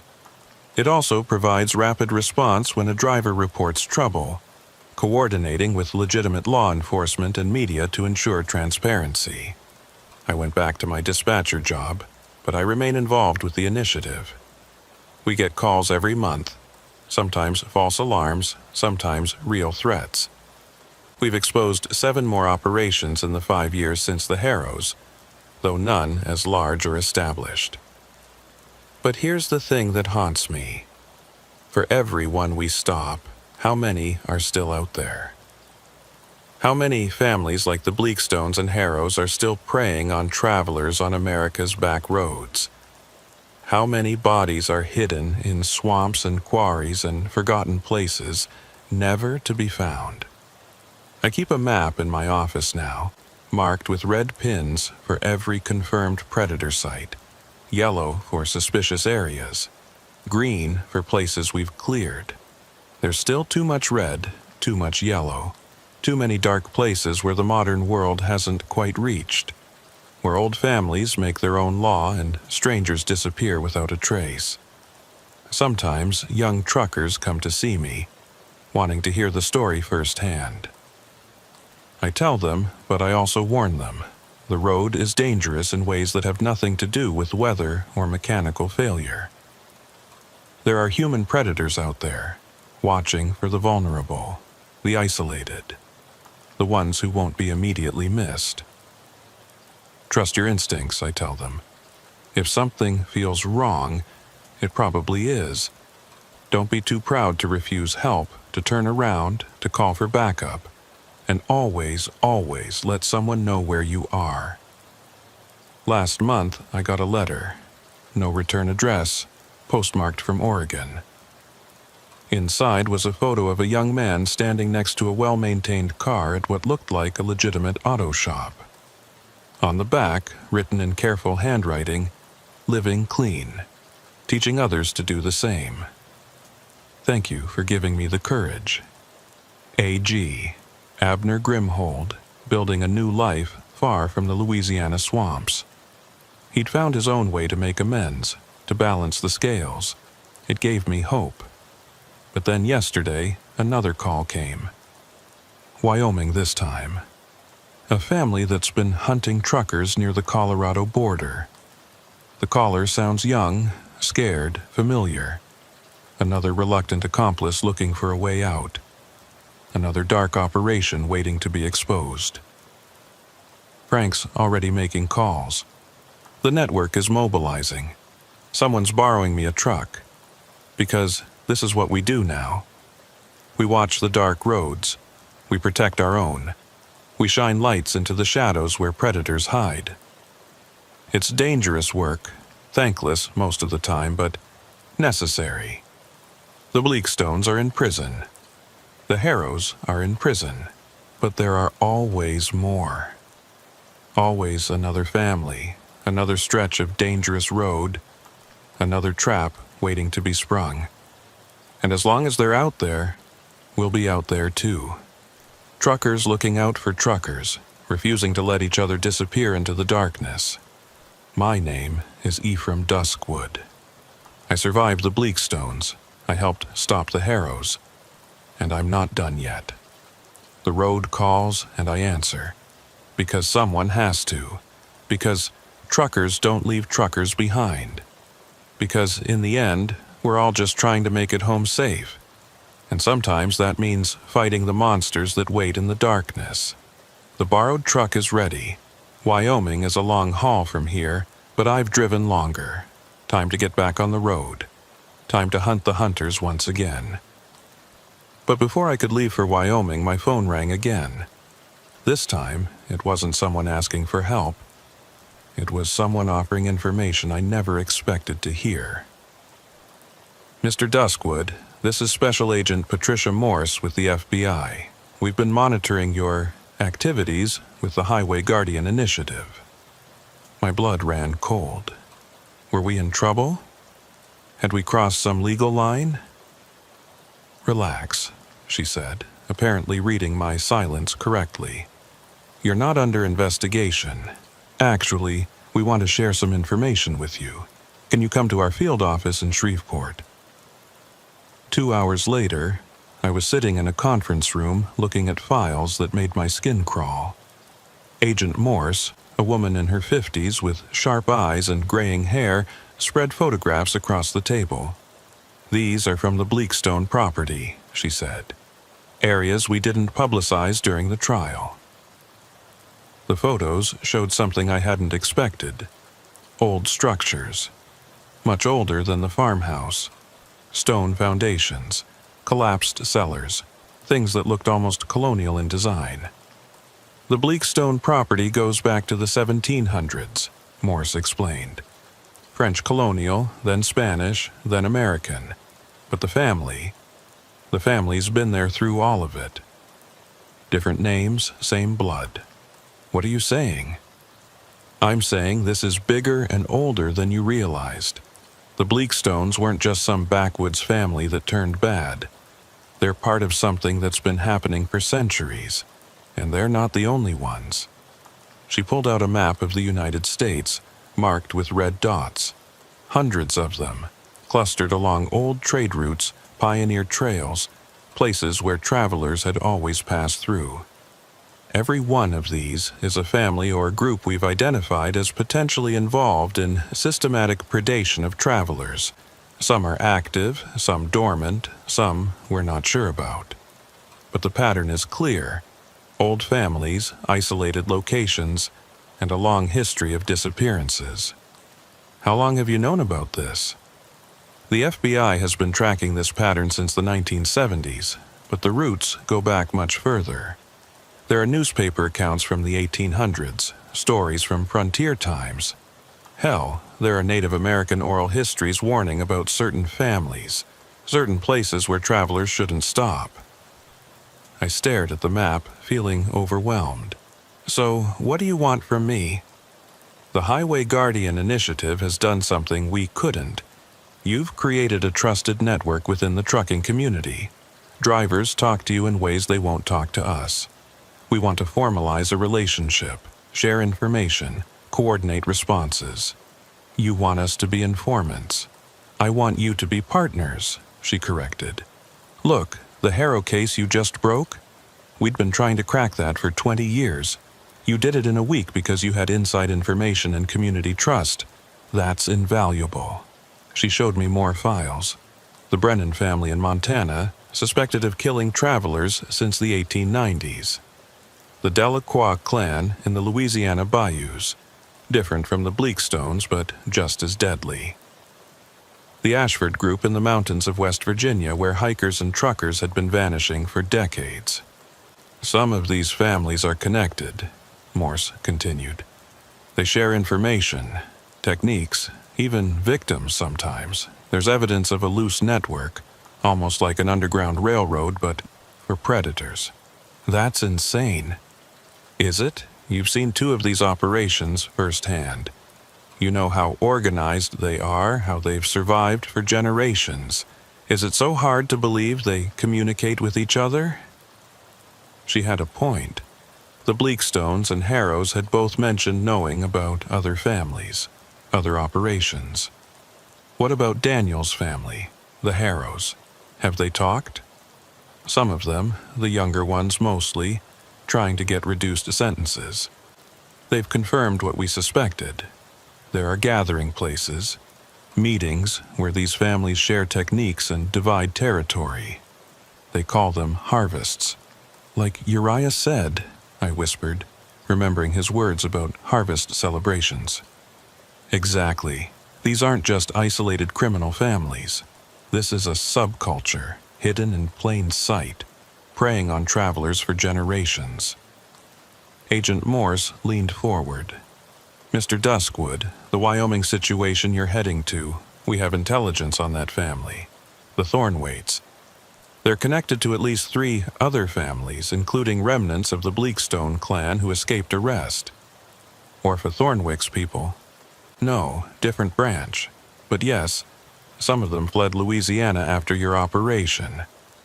They're regrouping, forming new alliances, and they remember you.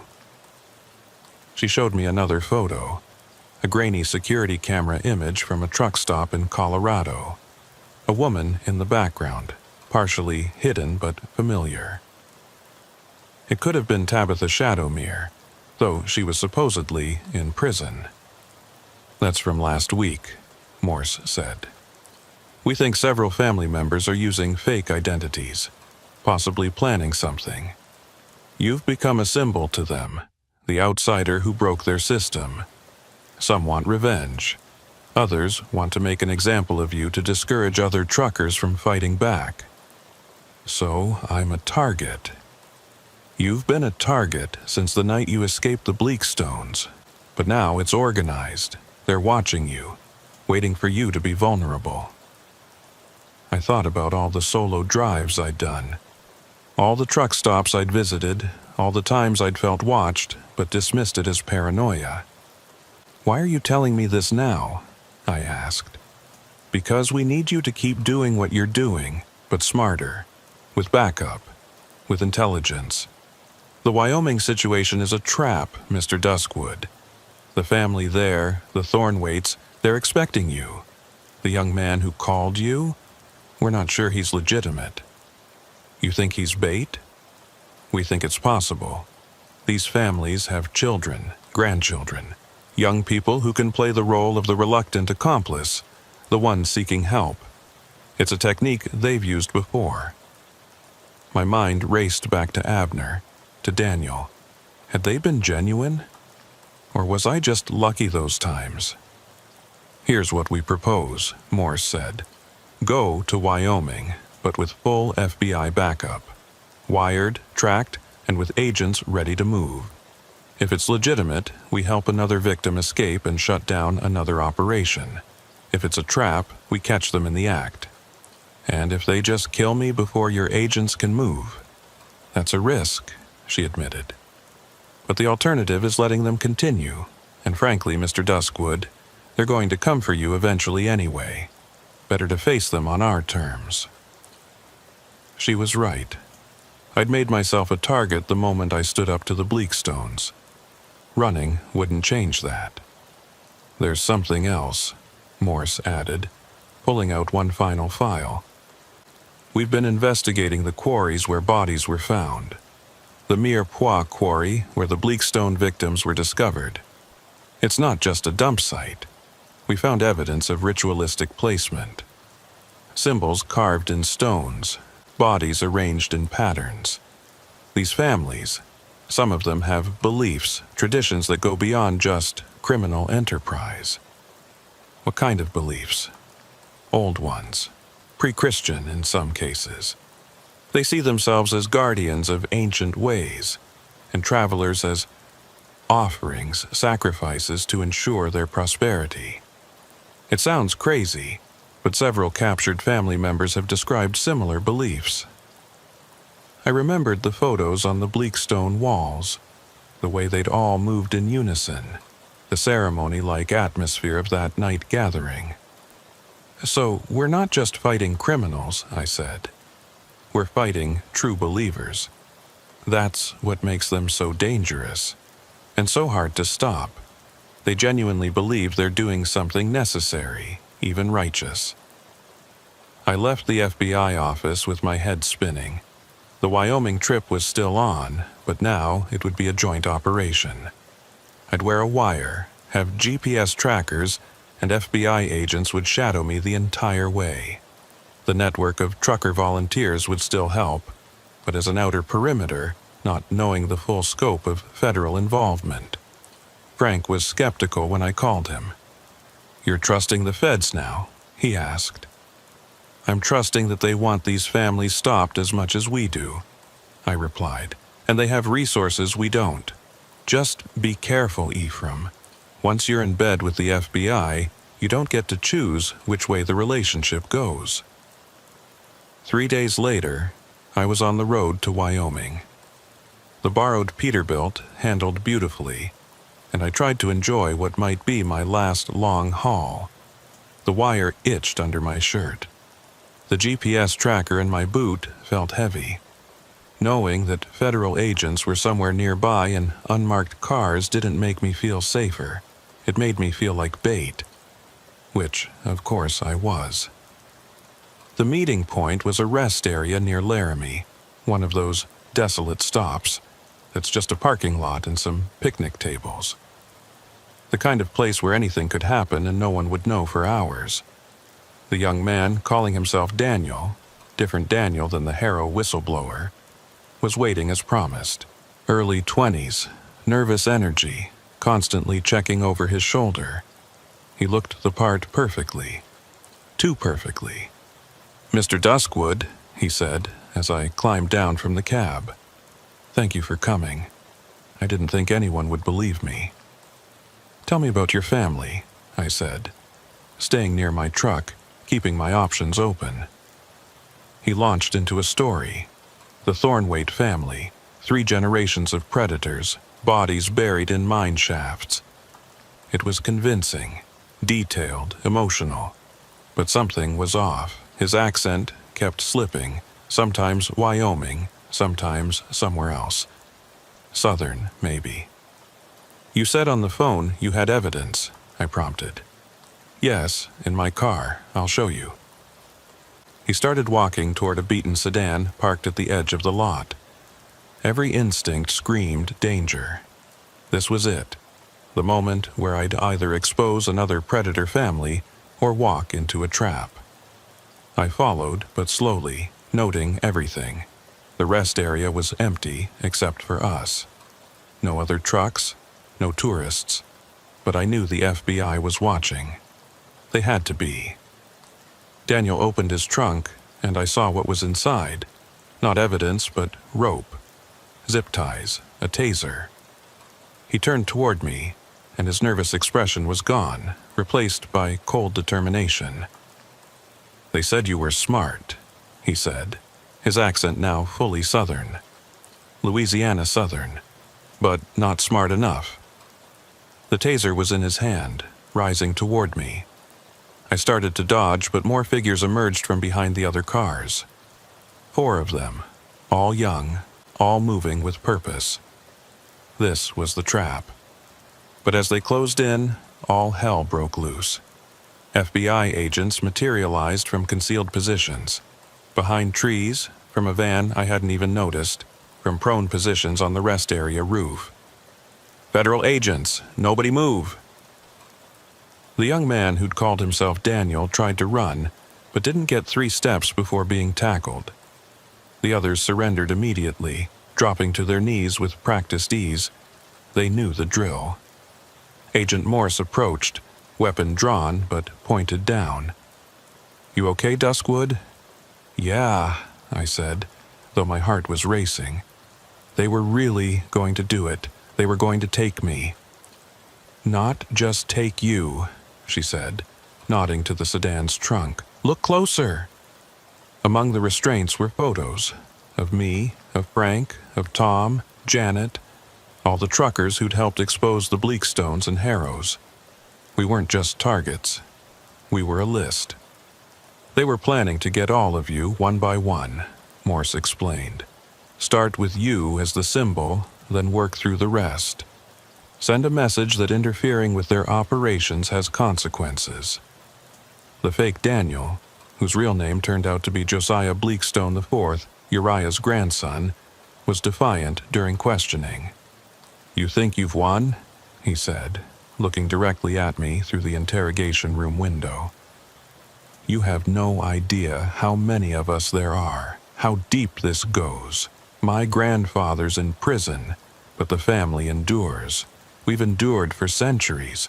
We'll outlast you, outlast the FBI, outlast everything. Maybe, I said, but not today. The Wyoming operation revealed more than we expected. The 5 arrested were all children or grandchildren of imprisoned family members, a next generation trying to restart operations. They had lists, plans, resources hidden away. But they also had something else, communication with dozens of other families across the country. Phones, computers, and documents seized during the arrests revealed a shadow network more extensive than even the FBI had suspected. Families that had been preying on travelers weren't just isolated groups. They were a loose confederation, sharing information through encrypted channels, coded messages in trucker forums, even meetings disguised as family reunions or heritage festivals. The names were chilling in their ordinariness. The Carters in Tennessee, the Millers in Arkansas, the Johnsons in Oklahoma. Normal names hiding abnormal activities. Each family had its territory, its methods, its own history of making travelers disappear. But the arrests also triggered something unexpected: panic among these families. Within days of the Wyoming operation, the FBI reported unusual activity. Properties being abandoned, families disappearing overnight, evidence being destroyed. The network was going dark, scattering. We spooked them, Agent Morse told me during a debriefing. They're running, going to ground. Could take years to track them all down now. Or they're regrouping, I suggested. Planning something bigger. She didn't disagree. I returned to Shreveport to my dispatcher job, to what should have been normal life. But normal was gone forever. I knew too much, had seen too much. Every missing trucker report that crossed my desk could be another family operation. Every breakdown on a lonely road could be another trap. The Highway Guardian initiative grew exponentially after the Wyoming incident. Thousands of truckers joined, creating the largest informal safety network in American transportation history. We developed apps, protocols, check-in systems. If a trucker went silent for too long, others would come looking. But the families adapted too. They became more careful, more selective. Instead of targeting truckers, they moved to other travelers, RV tourists, migrant workers, people even less likely to be missed. The old ways continued, just with new victims. Then, 6 months after Wyoming, I got another call. This one was different. Mr. Duskwood. The voice was old, cultured, with a trace of Southern accent. My name is Cornelius Ashford. You may have heard of my family. The Ashfords of West Virginia, one of the oldest, most dangerous families the FBI had identified. I'm listening, I said, already reaching for my phone to record. I'm 93 years old, he continued. I've seen and done things that would turn your hair white, but I'm dying now. Cancer. Weeks left, maybe days, and I want to make a deal. What kind of deal? Full confession. Every family I know about, every technique, every burial site. A century of secrets. In exchange, You come alone, hear my story, and ensure my younger relatives who weren't involved are protected. Why me? Because you're the one who started this. The one who showed it was possible to fight back. I respect that, even as I hate you for it. You destroyed a way of life that's existed since before America was a country. But maybe it was time. Agent Morse was against it, said it was certainly a trap. Frank said the same. Everyone said the same. But something in the old man's voice seemed genuine, tired, ready to end things. So I went, not completely alone. I wore enough surveillance equipment to outfit a spy. But I went to the address he gave, an old mansion in the West Virginia mountains that looked like something from a Gothic novel. Cornelius Ashford was indeed dying.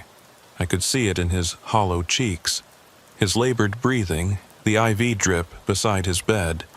But his eyes were sharp, alert, holding centuries of secrets. "Sit," he said, gesturing to a chair beside his bed.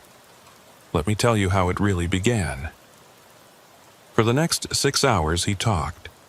He told me about his grandfather's grandfather, who'd started by robbing travelers on the National Road in the 1830s, about how it became a family tradition, justified by twisted logic and old beliefs, about the first meetings between families, the agreements to divide territory, the rules they followed. "We saw ourselves as colors," he said, removing the weak, the foolish, those who wouldn't be missed. We told ourselves we were performing a service, keeping the roads dangerous enough that people stayed vigilant. That's insane. Of course it is. But when you're raised in it, taught it from birth, it becomes normal. My first kill was when I was 16, a traveling salesman in 1946. My father stood behind me, guiding my hand on the knife. Said I was becoming a man. He named names, drew maps, revealed burial sites across a dozen states. He explained the symbols they used, the ways they communicated, the corrupt officials who'd protected them. It was a complete unveiling of a hidden world. "Why?" I asked finally. "Why reveal all this?" "Because it's over," he said. "You ended it that night with the Bleakstones. Oh, families will continue for a while, but the real tradition, the old ways, they're dead. The modern world has too many cameras, too much connectivity. A person can't just disappear anymore without questions. People still disappear. Not like they used to. In my grandfather's time, dozens could vanish from one stretch of road in a year, and no one would connect the dots. Now, every missing person is in a database. Every abandoned vehicle is investigated. Every family member has a Facebook page asking for information." He coughed, specks of blood hitting his handkerchief. "I'm the last of the old generation," he continued.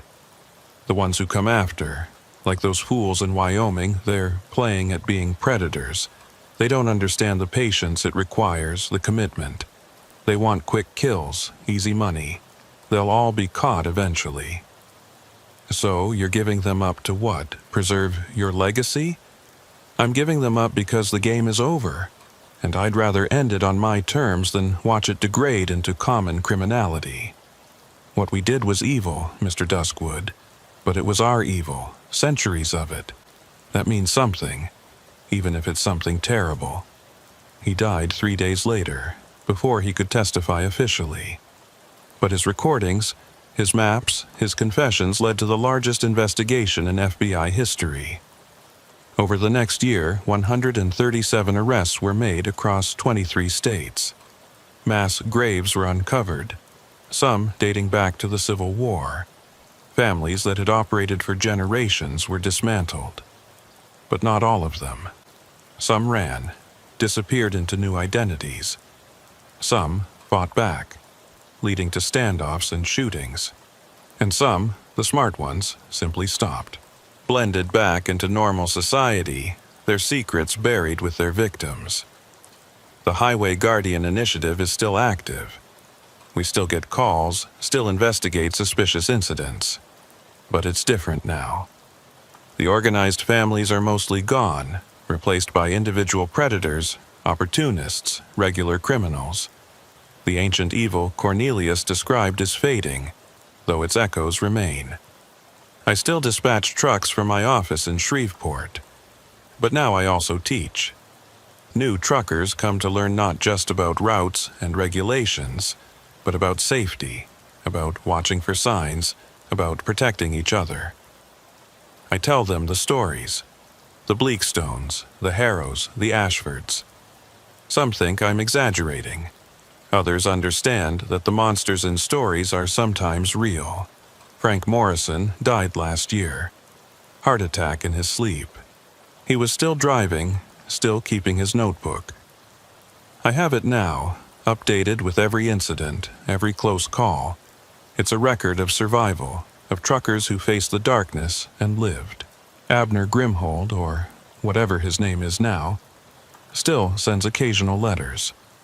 He's married, has kids, works as a mechanic. He's built a good life far from the Louisiana swamps. Sometimes he asks if the nightmares ever stop. I tell him they fade, but never fully disappear. And sometimes, late at night in my office, I get calls. Not from people asking for help, but from others.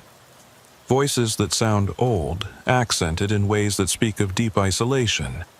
They don't threaten exactly. They just want me to know they're still out there, still watching, still remembering. The families may be broken, but the bloodlines persist. "We were here before you," one caller said. "We'll be here after you're gone." Maybe. But for now, the roads are safer. Truckers drive with more confidence, knowing they have backup, knowing someone will come looking if they disappear. The Highway Guardian initiative has become a model, copied by RV associations, touring companies, even bicycle clubs, travelers watching out for travelers. The thing about evil is that it's patient. It can wait generations for the right moment to return. The families that preyed on travelers for centuries haven't been destroyed, just suppressed. Someday, when surveillance fails or society breaks down or people forget to be vigilant, they might emerge again. But that's a fear for another generation. For now, we've won. The hidden predators are exposed, the ancient traditions are broken, and the roads, while never completely safe, are safer than they've been in centuries. My name is Ephraim Duskwood. I'm a dispatcher, a teacher, a keeper of dark histories. I survived the Bleakstones, helped expose the Harrows, heard the confessions of the Ashfords. I've seen the worst humanity can become when it operates in shadow. But I've also seen the best. Truckers risking everything to save strangers. Communities coming together to fight evil. Young people like Abner and Daniel finding courage to break from toxic traditions. The road goes on, and so do we. Watching, protecting, remembering. Because someone has to. Because the moment we forget is the moment they return. And we'll be ready if they do.